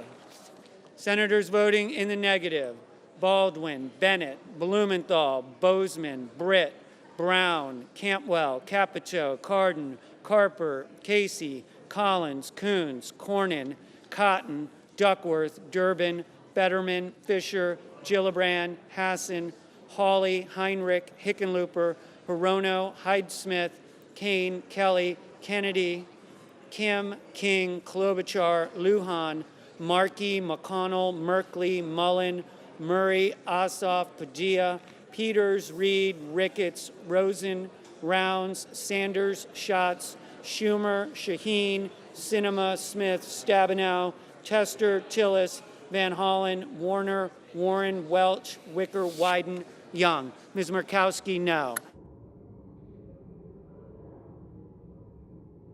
Mr. Braun, aye.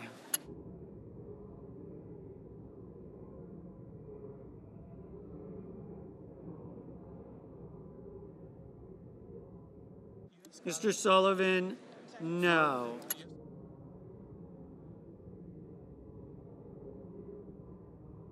Mr. Warnock, no. Mr. Murphy, no.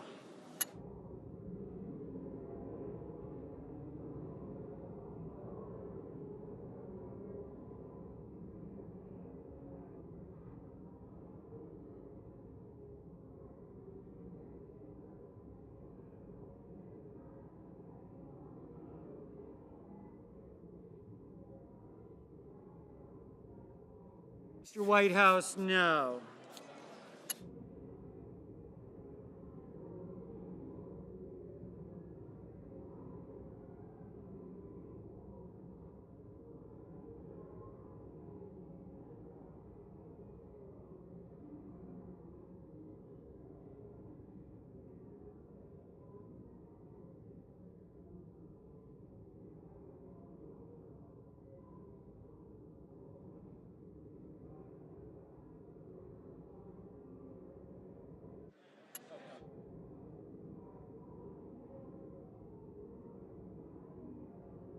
Mr. Scott of Florida, aye.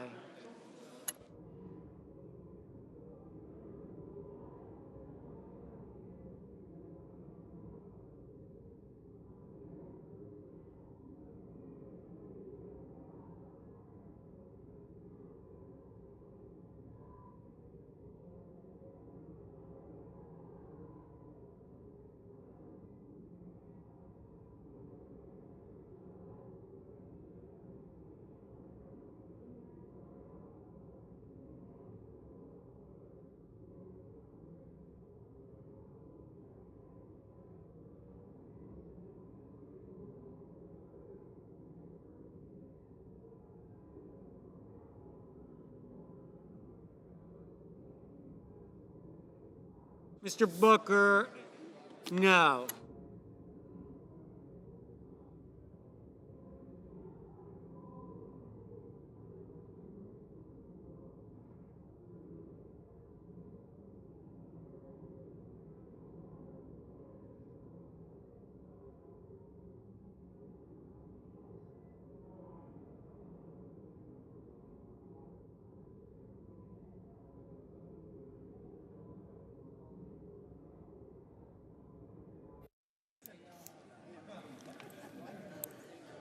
What do I do?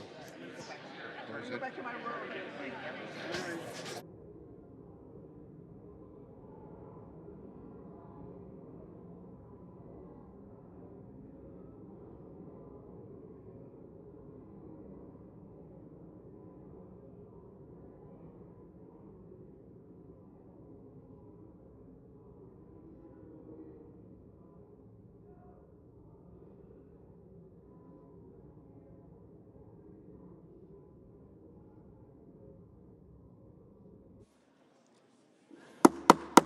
On this vote, the yeas are 28, the nays are 67.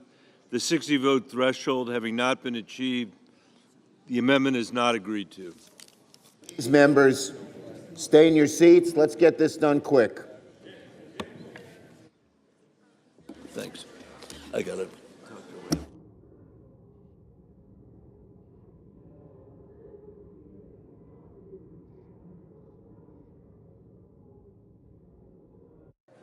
Senator from Texas. Mr. President, I call up my amendment number 3360 and ask that it be reported by number. The clerk will report.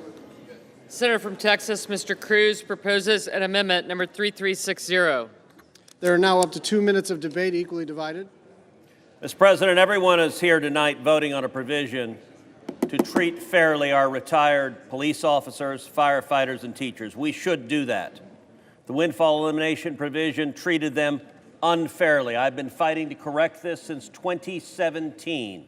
We can correct this. We can treat our retired cops and firefighters and teachers fairly. However, the provision on the floor of the Senate tonight would add to the Social Security Trust Fund $200 billion in debt. Every member of this Senate, Republican and Democrat, has promised to our voters we will protect Social Security. The bill on the floor of the Senate tonight would accelerate the insolvency of Social Security by 6 months. My amendment fixes the inequity of the windfall elimination provision, but does so at a cost of only $25 billion instead of $200 billion. The amendment on the floor accelerates the insolvency of Social Security. My amendment has a negligible effect on Social Security.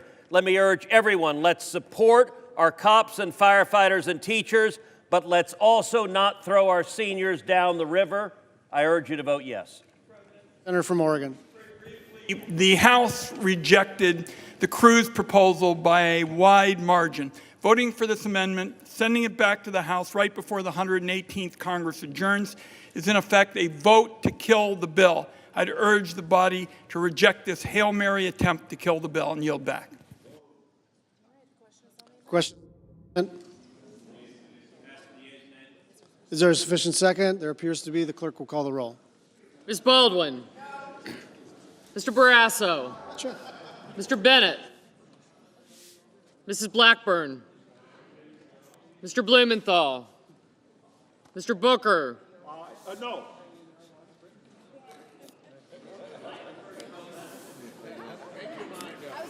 Mr. Bozeman.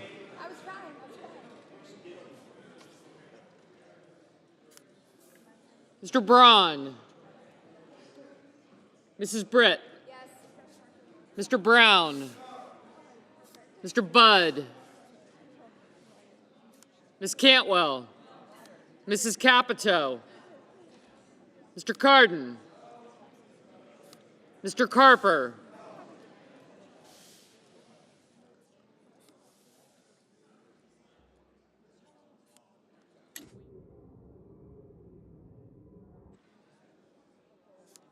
Mr. Casey.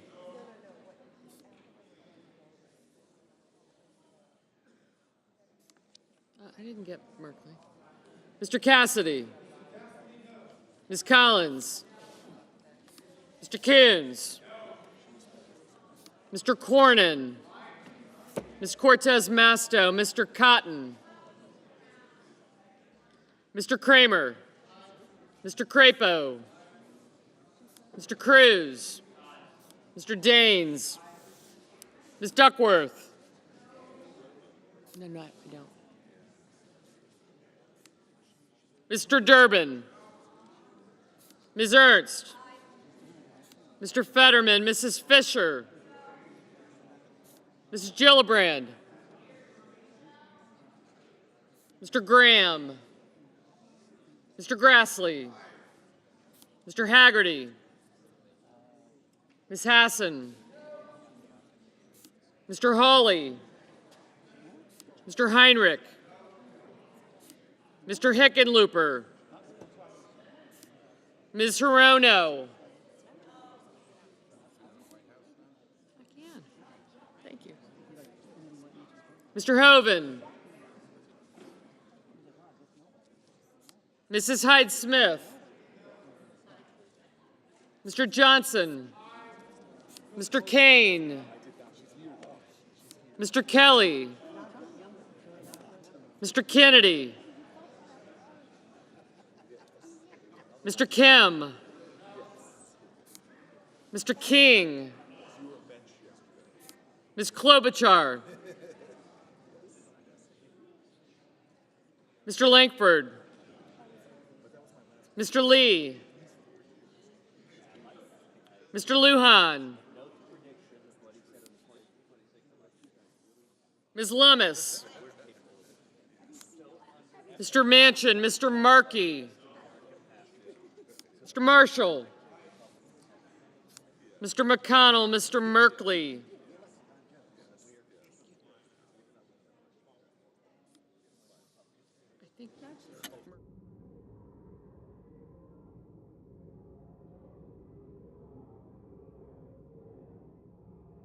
Mr. Moran.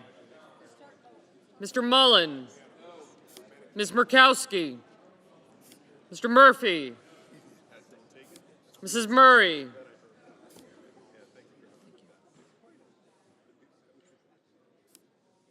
Mr. Ossoff. Mr. Padilla. Mr. Paul. Mr. Peters, Mr. Reed, Mr. Ricketts, Mr. Risch, Mr. Romney, Ms. Rosen, Mr. Rounds, Mr. Rubio, Mr. Sanders, Mr. Schatz, Mr. Schiff, Mr. Schmidt, Mr. Schumer, Mr. Scott of Florida, Mr. Scott of South Carolina, Mrs. Shaheen, Ms. Sinema, Ms. Smith. No, I got you. Thank you. Ms. Stabenow, Mr. Sullivan, Mr. Tester, Mr. Thune, Mr. Tillis, Mr. Tuberville, Mr. Van Hollen, Mr. Vance, Mr. Warner, Mr. Warnock,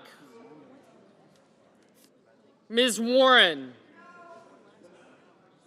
Mr. Welch, Mr. Whitehouse, Mr. Wicker,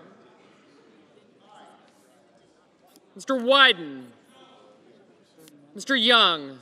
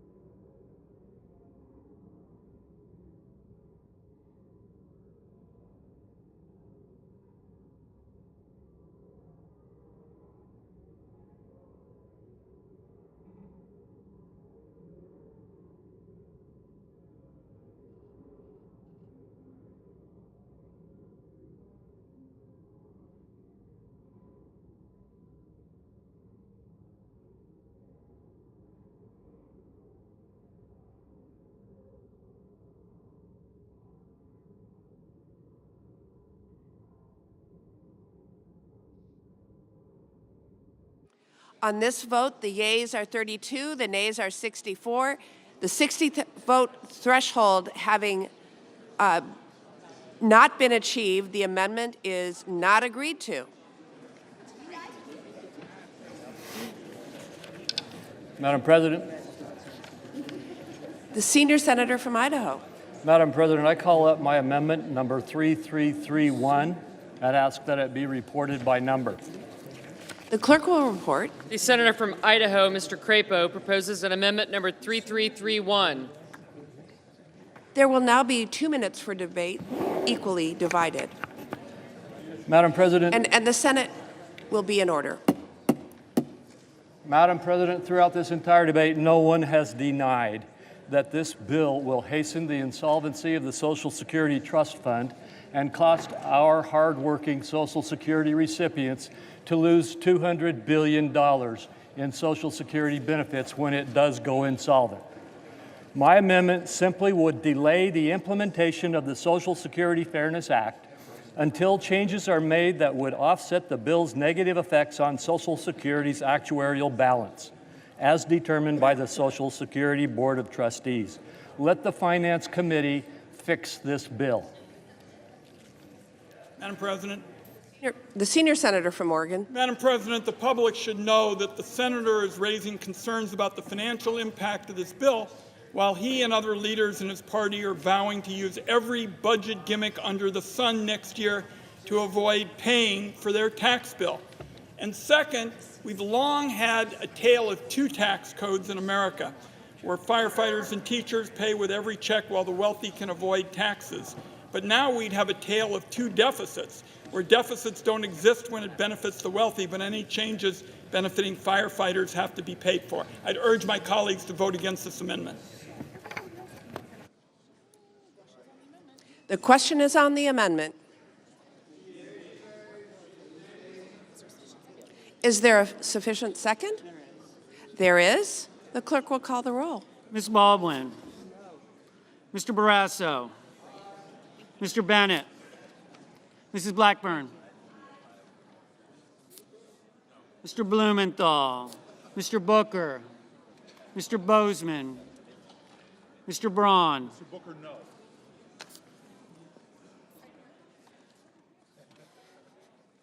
Mrs. Britt. Aye. Mr. Brown. Mr. Budd. Ms. Cantwell. Mrs. Capito. Mr. Cardin. Mr. Carper. Mr. Casey.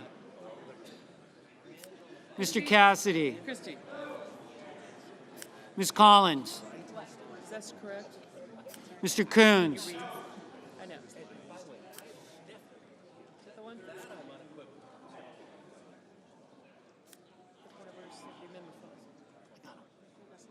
Mr. Cornyn.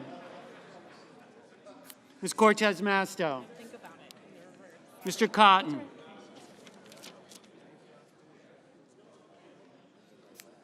Mr. Kramer. Mr. Crapo. Mr. Cruz. Is that not the one? Mr. Daines.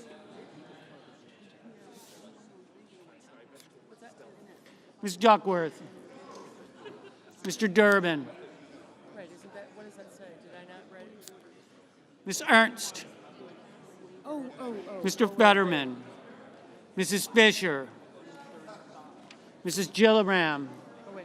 Mr. Graham. Mr. Grassley.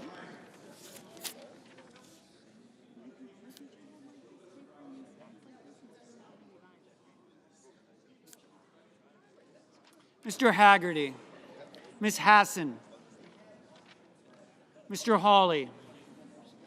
Mr. Heinrich. Mr. Hickenlooper. Here we go. My brain's not functioning.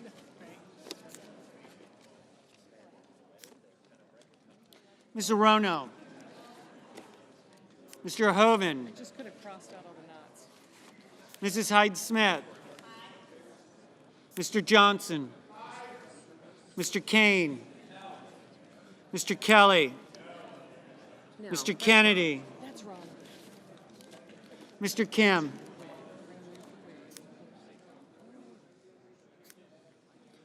Mr. King.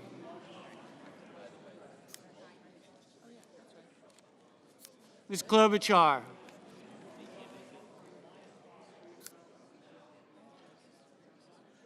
Mr. Langford. Mr. Lee. Mr. Lujan. Ms. Lummis.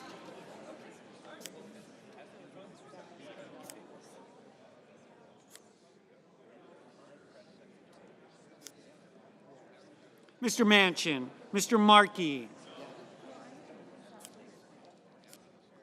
Mr. Marshall. Mr. McConnell. Mr. Merkley. Mr. Moran. Mr. Mullen. Ms. Murkowski. Mr. Murphy. Mrs. Murray. Mr. Ossoff. Mr. Padilla. Mr. Paul. Mr. Peters. Mr. Reed. Mr. Ricketts.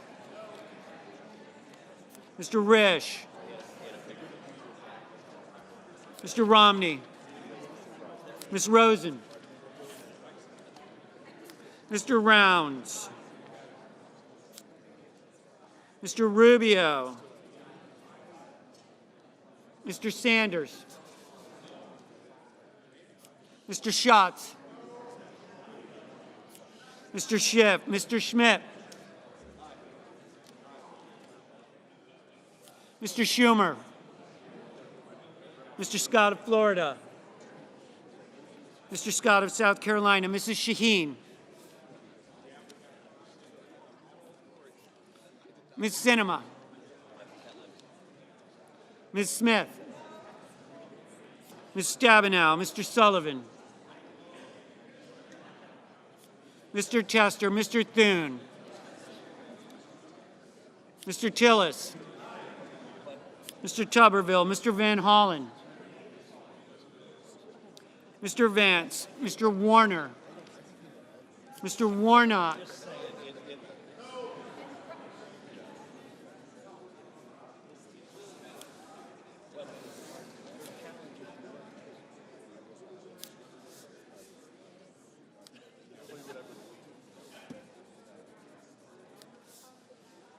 Ms. Warren. Mr. Welch. Mr. Whitehouse. Mr. Wicker. Mr. Wyden. Mr. Young.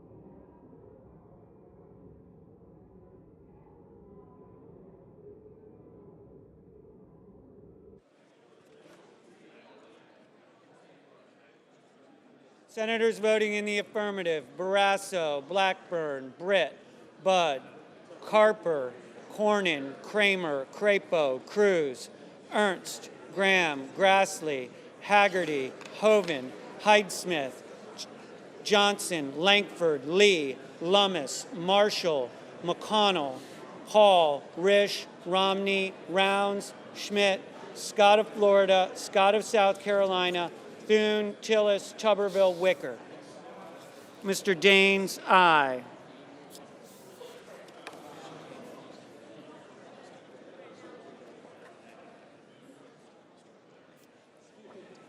Is Young gonna vote?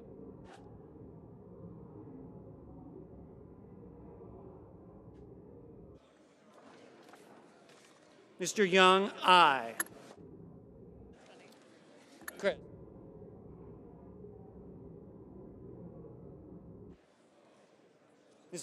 Senators voting in the negative: Baldwin, Bennett, Blumenthal, Booker, Bozeman, Braun, Brown, Cantwell, Capito, Cardin, Casey, Cassidy, Collins, Coons, Cortez Masto, Cotton, Duckworth, Durbin, Fetterman, Fisher, Gillibrand, Hassan, Hawley, Heinrich, Hickenlooper, Hirono, Kane, Kelly, Kennedy, Kim, King, Klobuchar, Lujan, Markey, Merkley, Moran, Mullen, Murkowski, Murray, Ossoff, Padilla, Peters, Reed, Ricketts, Rosen, Sanders, Schatz, Schumer, Shaheen, Smith, Stabenow, Sullivan, Tester, Van Hollen, Warner, Warnock, Warren, Welch, Whitehouse, Wyden. Rock and roll.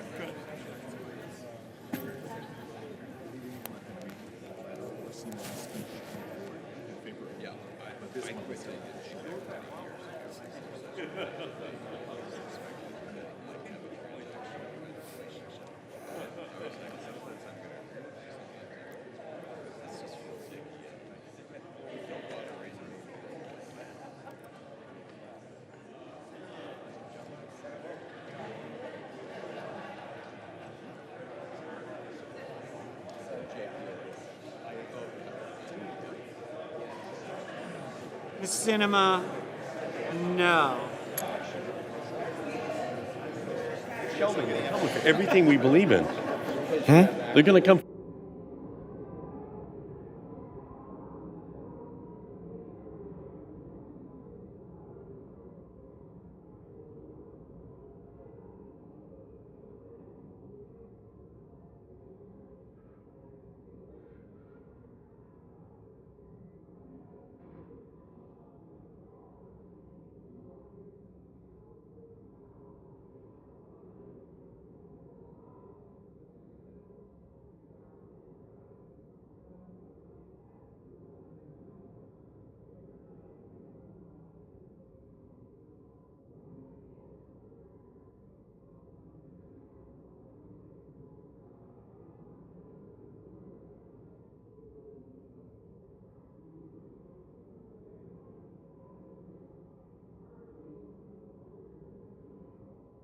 Mr. Murphy, no.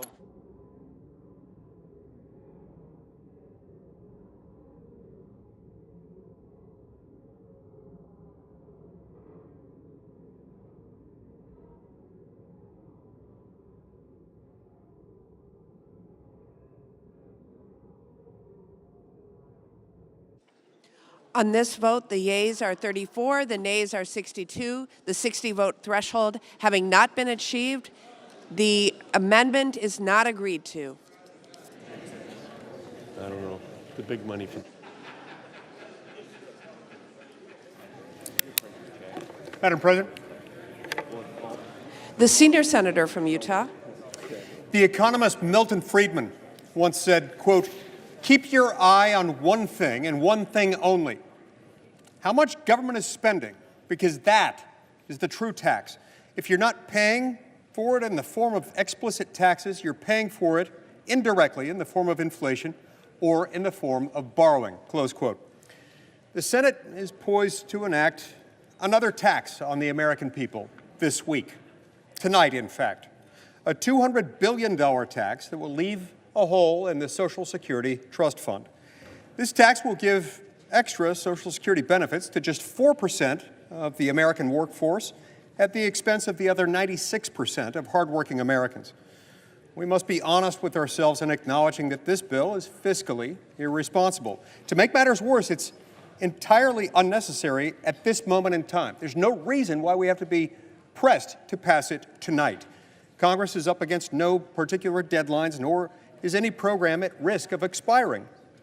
Social Security is already on a dangerously unsustainable path. The trust fund is projected to run out of money in the next decade, which would lead to an across-the-board benefit cut. This bill would accelerate that crisis. To tax the American people to the tune of another $200 billion is ludicrous by itself, but to do so when there is no immediate need is nefarious.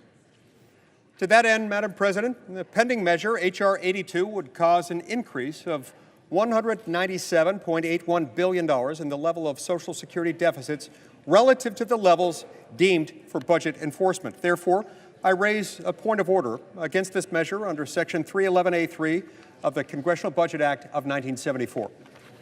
Madam President. The junior senator from Rhode Island. Madam President, pursuant to Section 904 of the Congressional Budget Act of 1974 and the waiver provisions of applicable budget resolutions, I move to waive all applicable sections of that act and applicable budget points of order for the purpose of the pending measure. I ask for the yeas and nays, and for the sake of our retired police officers, firefighters, and teachers, I would urge you to provide a lot more yeas than nays. Is there a sufficient second? There appears to be. The clerk will call the roll. Ms. Baldwin. Yes. Mr. Barrasso. Mr. Bennett. Mrs. Blackburn. Mr. Blumenthal. Mr. Booker. No. Sorry. I believe in America. Mr. Bozeman. I believe in America. Mr. Braun. Help me, people. Help me. Mrs. Britt. Mr. Brown.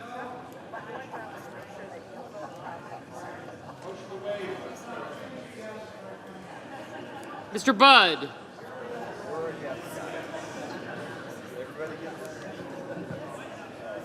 Ms. Cantwell. Mrs. Capito. Mr. Cardin. Mr. Carper.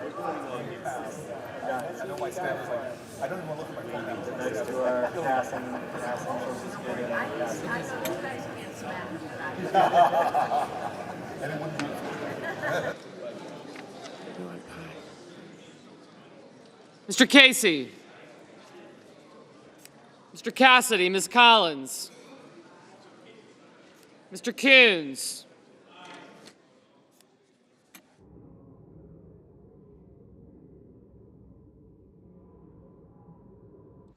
Mr. Cornyn. I'm sorry. Thank you. Ms. Cortez Masto.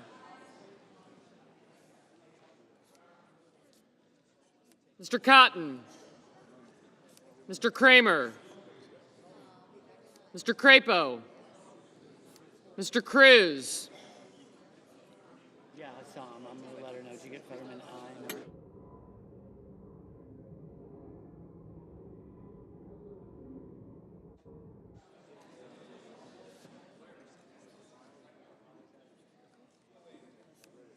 You're an aye.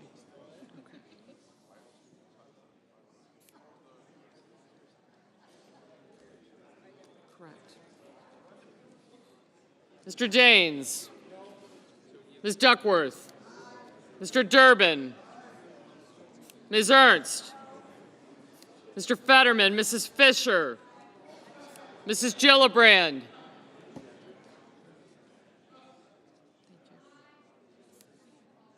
Mr. Graham. Mr. Grassley. Mr. Haggerty. Ms. Hassan. Mr. Hawley. Mr. Heinrich. Mr. Hickenlooper. Ms. Hirono. Mr. Hoven. Mrs. Hyde-Smith. Oh, right there. Mr. Johnson. Mr. Kane.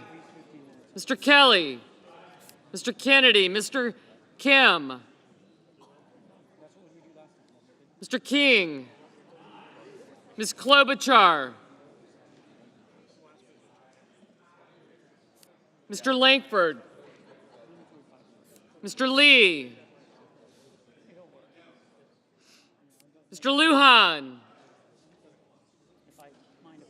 Ms. Lummis.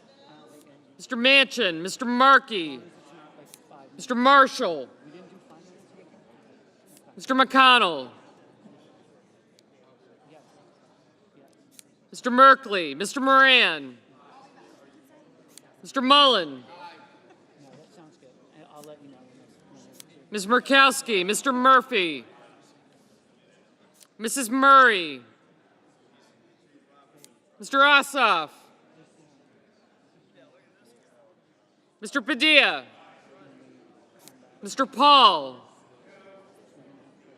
Mr. Peters,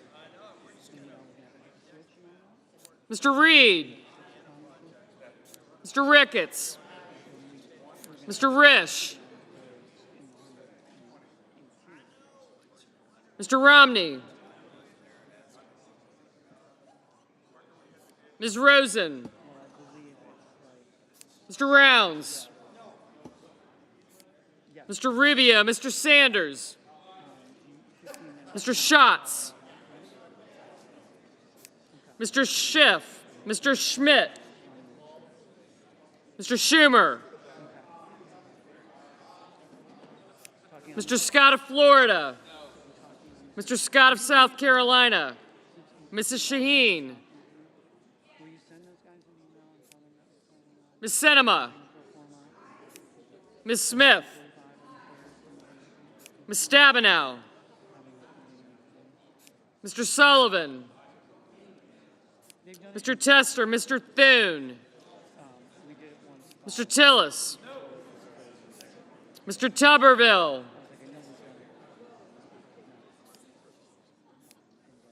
Mr. Van Hollen, Mr. Vance, Mr. Warner, Mr. Warnock, Ms. Warren, Mr. Welch, Mr. Whitehouse, Mr. Wicker, Mr. Wyden, Mr. Young,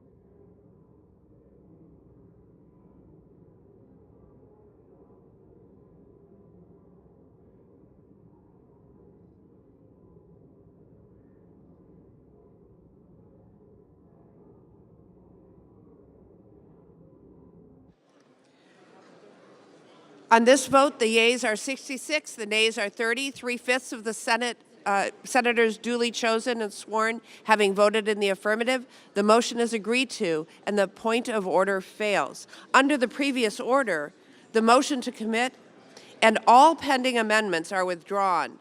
The bill is considered read a third time, and the question occurs on passage of the bill.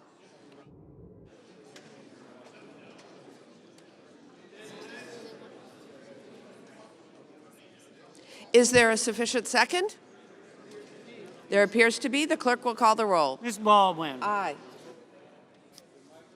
Mr. Barrasso. Mr. Bennett. Mrs. Blackburn.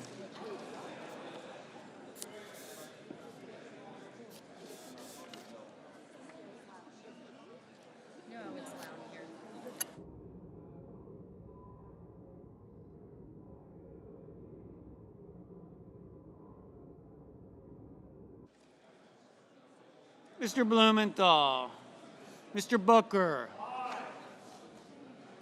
Mr. Bozeman,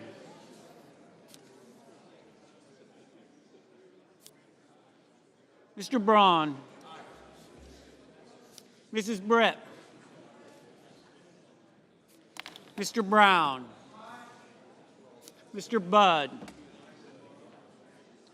Ms. Cantwell, Mrs. Capito, Mr. Cardin, Mr. Carper, Mr. Casey,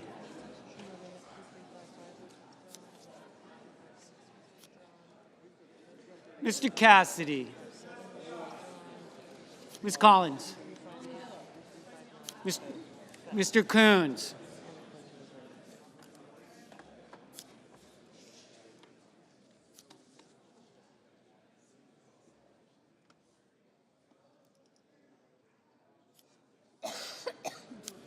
Mr. Cornyn, Ms. Cortez Masto, Mr. Cotton, Mr. Kramer, Mr. Crapo, Mr. Cruz, Mr. Daines, Ms. Duckworth, Mr. Durbin, Ms. Ernst,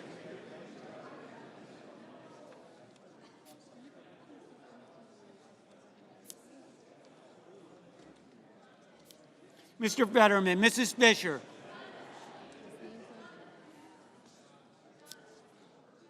I got it.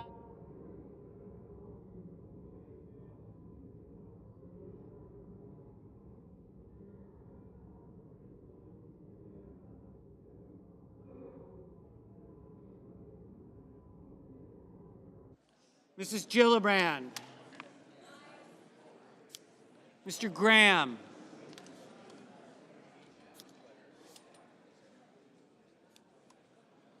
Mr. Grassley,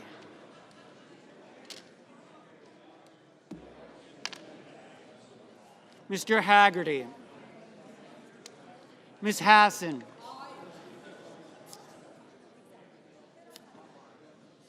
Mr. Hawley,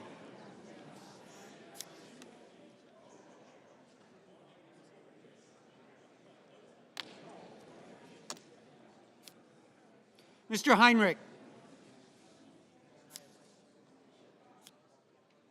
Mr. Hickenlooper, Ms. Arono,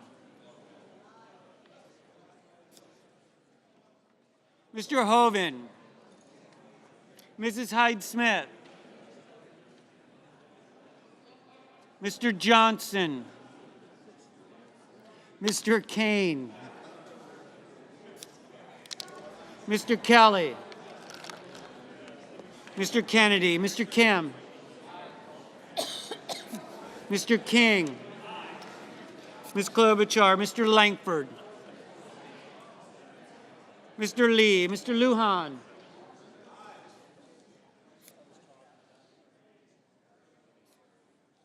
Ms. Lummis, Mr. Manchin, Mr. Markey, Mr. Marshall, Mr. McConnell, Mr. Merkley, Mr. Moran,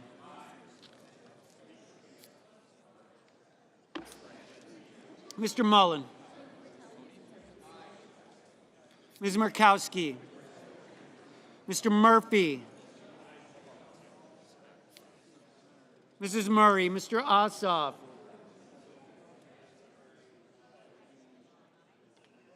Mr. Padilla,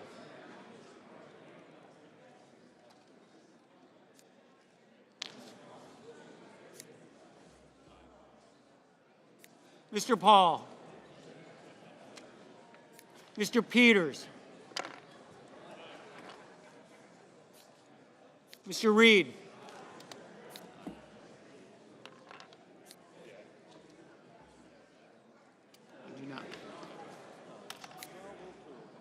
Mr. Ricketts, Mr. Risch, Mr. Romney, Ms. Rosen, Mr. Rounds,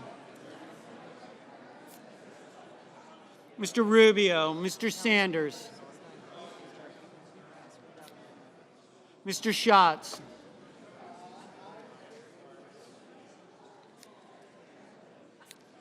Mr. Schiff, Mr. Schmidt, Mr. Schumer, Mr. Scott of Florida, Mr. Scott of South Carolina, Mrs. Shaheen, Ms. Sinema, Ms. Smith, Ms. Stabenow, Mr. Sullivan, Mr. Tester, Mr. Thune, Mr. Tillis, Mr. Tuberville, Mr. Van Hollen, Mr. Vance, Mr. Warner, Mr. Warnock, Ms. Warren, Mr. Welch,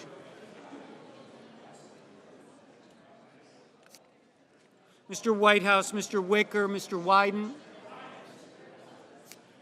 Mr. Young,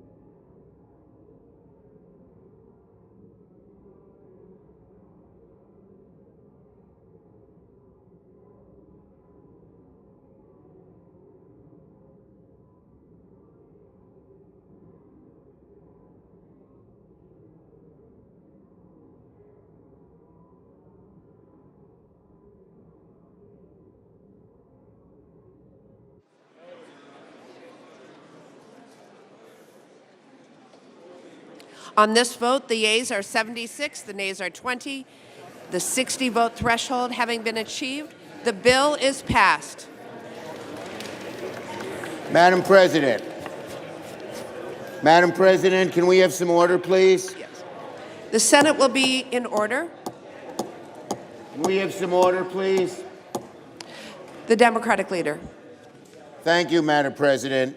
So tonight, the Senate finally corrects a 50-year mistake by passing the Social Security Fairness Act. Millions of retired teachers and firefighters and letter carriers and state and local workers have waited decades for this moment. No longer will public retirees see their hard-earned Social Security benefits robbed from them thanks to this bill. It's a very good thing that one of the final acts of the 118th Congress is delivering a huge win for working Americans. I thank my colleagues on both sides of the aisle for their outstanding work, particularly Senators Brown, Collins, Cassidy, who led the way, and all those who relentlessly across the country called their senators and got this done. And then, Madam President, tonight the Senate delivers more good news for America. Tonight the Senate delivers good news for America. There will be no government shutdown right before Christmas. This is a good bill. It'll keep the government open and funds and helps Americans affected by hurricanes and natural disasters, helps our farmers, and avoid harmful cuts. We have order, please. The Senate will be in order.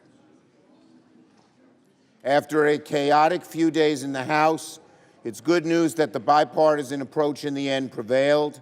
It's a good lesson for next year. Both sides have to work together. But by dealing with people who've had trouble with disasters, by helping our farmers avoiding harmful cuts, this is a good bill, and I'm glad we're passing it. I thank my Republican colleagues for working with us to move this bill quickly through the Senate. It's a good outcome for America and the American people. I yield the floor. Under the previous order, the Senate will proceed to the consideration of H.R. 10545, which the clerk will report. H.R. 10545, an act making further continuing appropriations for the fiscal year ending September 30, 2025, and for other purposes. There will now be up to 30 minutes for debate, equally divided. Madam President. The senior senator from Washington. Madam President, I will not use 15 minutes, but I do want to just let our colleagues know that I am very pleased that we're on the verge of passing long overdue relief, desperately needed by communities who are recovering from disaster, as well as avoiding a damaging shutdown. The only reason it took so long and this much chaos to get here is that House Republicans chose chaos and chose to follow the whims of the richest man in the world. Needless to say, that is not how this should work, but I am glad that at the end of the day, we will avoid a shutdown and get disaster relief out to families and communities who are struggling after being hit by hurricanes and fires and floods and so much more. I worked hard with members on both sides of the aisle to finally get this aid across the line and to make sure we did so in a comprehensive way that meets the wide range of critical needs in the country. Because it is painfully clear there are so many communities who are still reeling from hurricanes and wildfires, tornadoes, flooding, and more, who really do need this support. So despite all the unnecessary chaos and delay, I am glad that we are finally here getting this done. This relief will make a critical difference for folks who've lost it all and are simply working to get their feet back underneath them. I urge all of my colleagues to join me in passing this package so we can get this over the line and avoid a needless shutdown as we head into the holidays. And finally, Madam President, one last important thing. I want to recognize my colleagues who helped pull this relief package together, especially my Vice Chair on Appropriations, Senator Collins, who's been a critical partner, our House counterparts, Congresswoman DeLauro, Congressman Cole, who have pushed so hard to get this disaster relief done.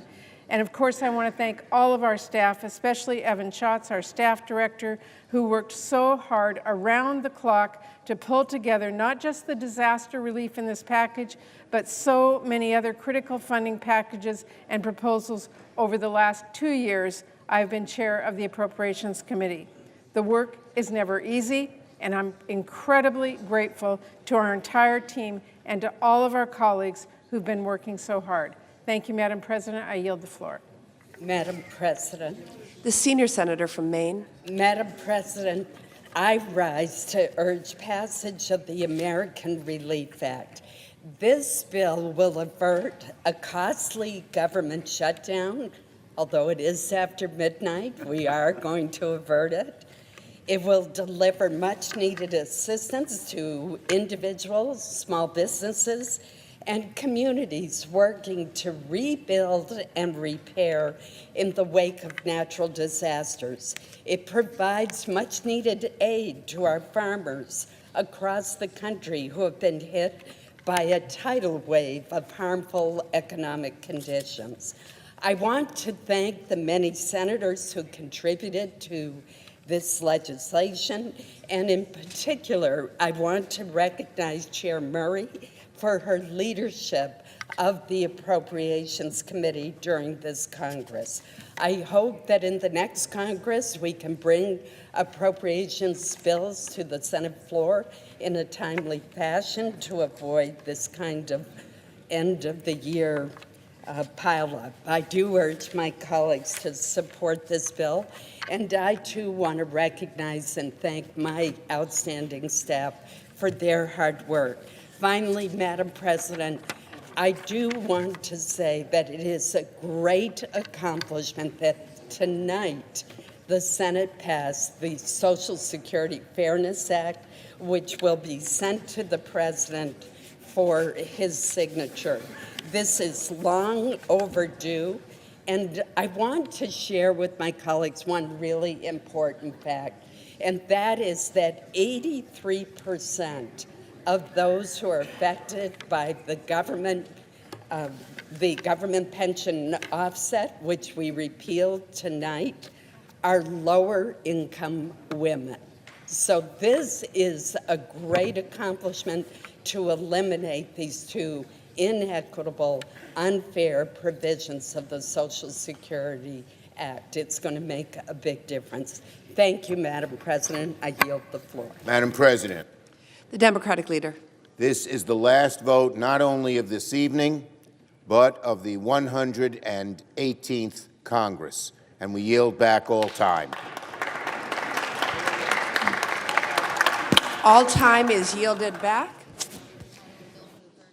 The clerk will read the title of the bill for the third time. H.R. 10545, an act making further continuing appropriations and so forth and for other purposes. The question is on passage of the bill.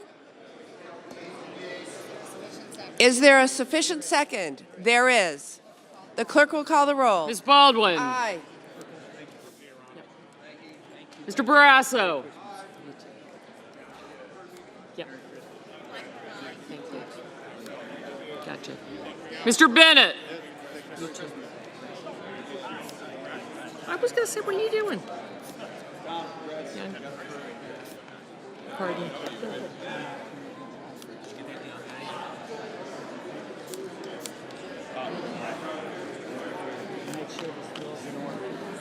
Governor. I'm trying not to make eye contact with any of you. Capito. Yes. You too. Merry Christmas. Merry Christmas. Thank you. Merry Christmas. You too. Thank you. Nope.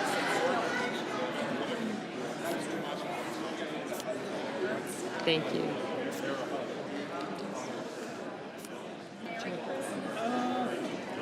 Mr. Sanders. Okay, I'll get you. Thank you.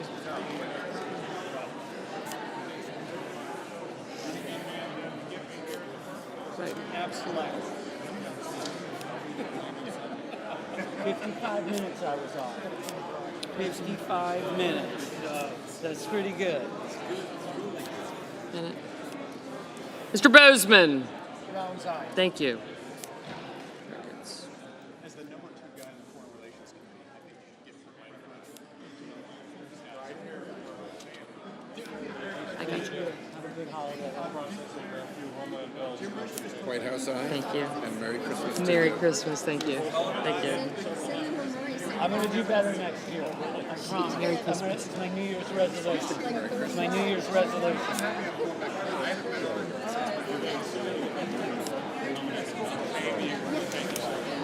Thank you. Gotcha.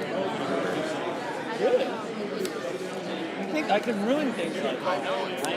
I'm New Year's resolution. Thanks, sir. You too.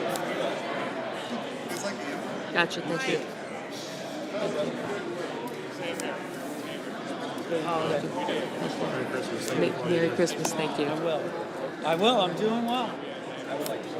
Okay. You bet. Merry Christmas. Thank you. Thank you. Merry Christmas. Thank you. I do. I got you. Thanks, Smith. Yeah, sure.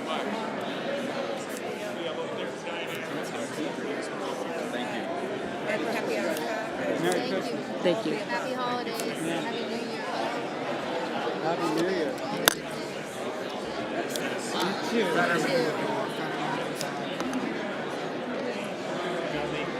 I did. That's nice. Thank you. Thank you.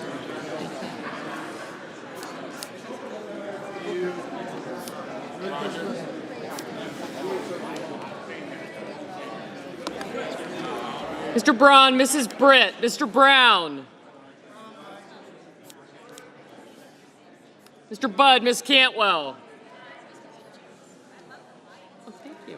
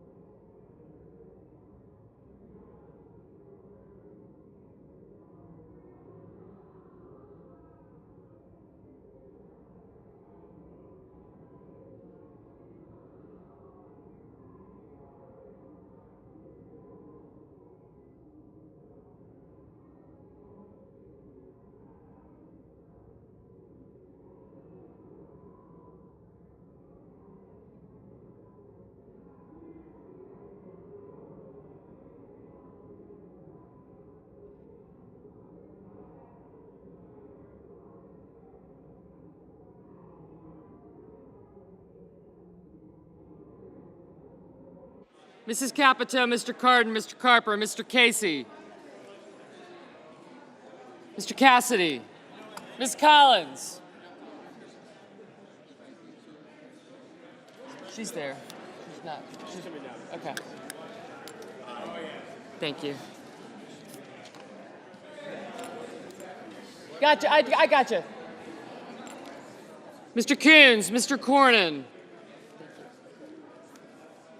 Ms. Cortez Masto, Mr. Cotton, Mr. Kramer, Mr. Crapo, Mr. Cruz. Merry Christmas. Thank you. Thank you. Mr. Daines, Ms. Duckworth, Mr. Durbin, Ms. Ernst, Mr. Fetterman, Mrs. Fisher. I did. Thank you.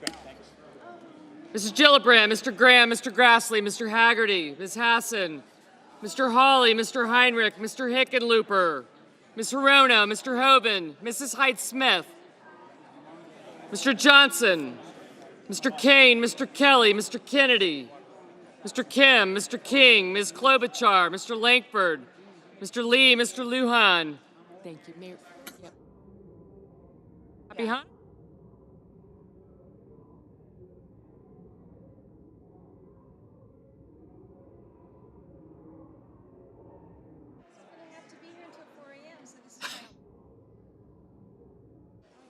Mr. Markey, Mr. Marshall, Mr. McConnell, Mr. Merkley, Mr. Moran, Mr. Mullen, Ms. Murkowski, Mr. Murphy, Mrs. Murray, Mr. Ossoff, Mr. Padilla, Mr. Paul, Mr. Peters, Mr. Reed, Mr. Ricketts, Mr. Risch, Mr. Romney, Ms. Rosen, Mr. Rounds, Mr. Rubio, Mr. Sanders, Mr. Schatz, Mr. Schiff, Mr. Schmidt, Mr. Schumer,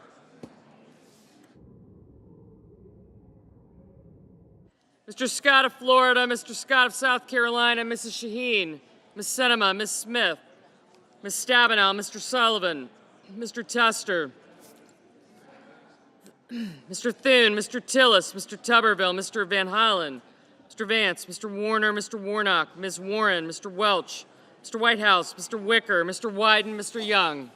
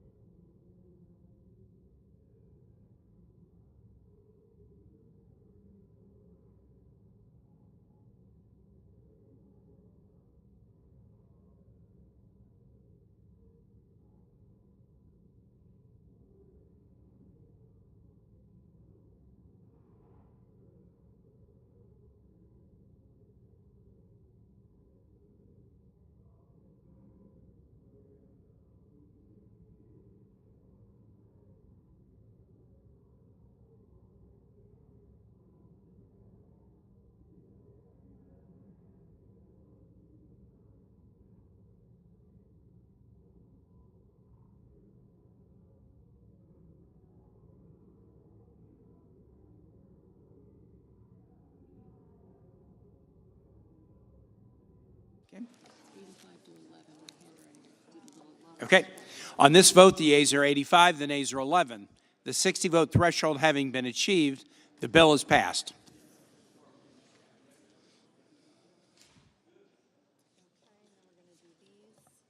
Under the previous order, the Senate will resume executive session to consider the following nominations in block, calendar numbers 851, 853, 854, and 857. The question occurs on the nominations in block. All in favor say aye. Any opposed, nay? The ayes appear to have it. The ayes do have it. The nominations are confirmed on block. Under the previous order, the motion to reconsider is considered, made, and laid upon the table, and the President will be immediately notified of the Senate's actions.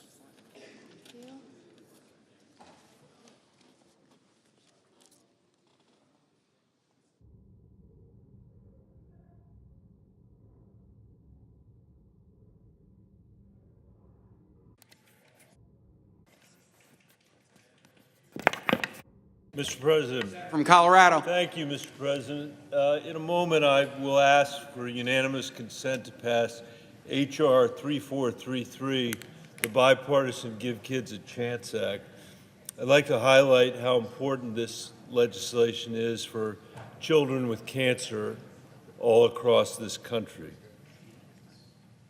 The Give Kids a Chance Act finally authorizes the FDA to direct companies who are conducting research for adult cancer drugs to study those drugs in combination with others to see whether they also can work well for kids who have cancer. The bill continues the work that Senator Rubio and I started in 2017 when we worked together to pass the Race for Children Act, which required sponsors of certain adult cancer drugs to study the benefits or the effects and their use in children. Since then, Senator Rubio and I have both learned that combination therapies can be effective treatments and reduce risk of side effects significantly, both for adults and for kids. That's why this legislation is so important. This bill could help save the lives of children all over our country who have the most aggressive forms of cancer. It would ensure that pharmaceutical companies are being held accountable to study how their drugs affect children who may have the same kind of cancer as adults, but who need... Please I continue. appreciate that, Mr. President. Thank you very much. Who appreciate more tailored treatment in combination with other drugs. I know Senator Rubio and I have both heard numerous stories from patients who have asked for themselves and parents who have asked on behalf of their children and who have advocated on behalf of children who have passed away. This bill also authorizes the FDA to take enforcement action against companies that do not conduct the pediatric trials that are required under the Pediatric Research Equity Act. It requires the FDA to report on enforcement of this act. Additionally, the bill reauthorizes the FDA Rare Pediatric Disease Priority Review Voucher Program through fiscal year 2029, which incentivizes drug development for rare pediatric diseases. Mr. President, this bill has the support of dozens and dozens of organizations that represents kids and parents all across our country. I'd ask their names be included in the record. In the interest of time this evening, I won't read them on the floor, although I want to say how deeply I appreciate their efforts. Without objection. I'd also like to highlight the bipartisan nature of this work. Senator Rubio, as a co-sponsor, with Senator Casey and Mullins, who have co-sponsored provisions of this House bill as well. This bill has passed unanimously out of the House Energy and Commerce Committee. It has passed the House by voice vote. Mr. President, it's now the time to pass this bill. If we pass it tonight, it will go to the President for his signature. I ask unanimous consent, Mr. President, that the Committee on health, education, labor, and pensions be discharged from further consideration of, and the Senate proceed to H.R. 3433. Further, that the bill be considered read a third time and passed, and the motion to reconsider be considered made and laid upon the table. Is there objection? Mr. President. Senator from Kentucky. I object. Objection is heard.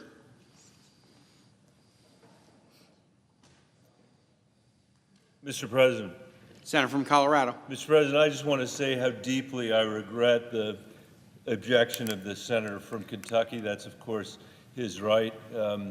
I gather that he's objecting because he objects to the lateness of the hour and the time at when this request was made. At least that's what I was told earlier tonight. I think after we have been held here in place for hours and hours and hours, the idea that we're not going to be able to pass this legislation is deeply, deeply disappointing to the people who have advocated for this for all these years. It's a reflection, I think, of how broken this place is and the way that it puts its own interests ahead of the interests of the people that we represent. But we will be back to fight another day. Mr. President, I wish you and the staff here in the Senate at this late hour, and to my colleagues that are here as well, happy holidays and Merry Christmas, and we'll see you in the new year.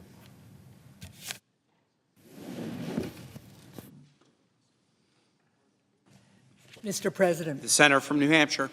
Mr. President, I rise today to urge my colleagues to pass into law life-saving bipartisan legislation that will enable us to keep fighting the opioid and fentanyl epidemic that has destroyed families and devastated communities all across our country. New data from just this week found that drug overdose deaths dropped 17% from last summer to this summer. We now have a much better sense of what works to prevent and treat addiction, the resources we need to do so, and the light that exists on the other end of this terrible, terrible tunnel. But we can only get there if we keep up the fight. The SUPPORT Act of 2018 established vital addiction treatment infrastructure. Reauthorizing this law is essential to our addiction prevention, treatment, and recovery efforts. Just two of many examples include funding addiction treatment for pregnant women and supporting first responders. Now, the original SUPPORT Act passed the Senate with 98 votes, and the bipartisan reauthorization passed the House with 386 votes. Now the Senate must send it to the President's desk before we adjourn for the year.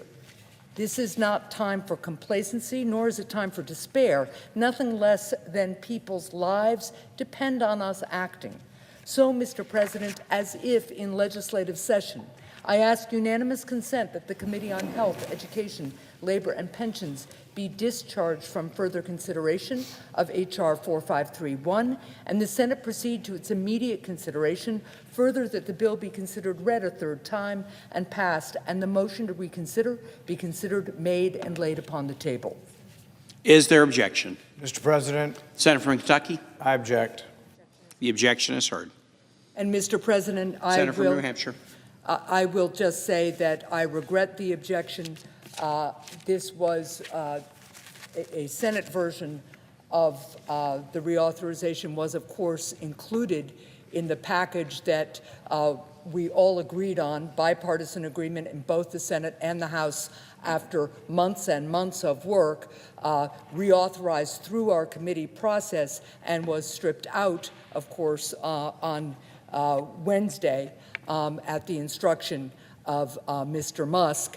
So the House had already passed this bipartisan bill. It had a huge and overwhelming bipartisan support there. And this is really unfortunate because, of course, the opioid epidemic, especially the fentanyl epidemic, continues to devastate our communities.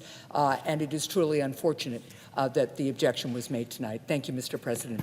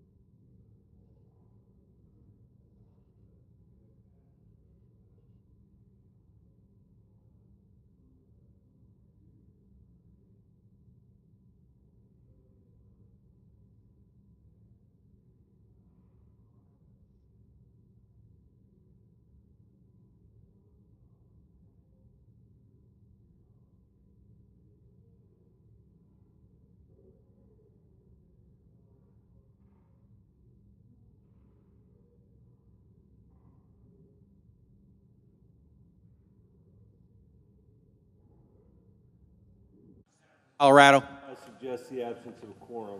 Clerk will call the roll. Spalding.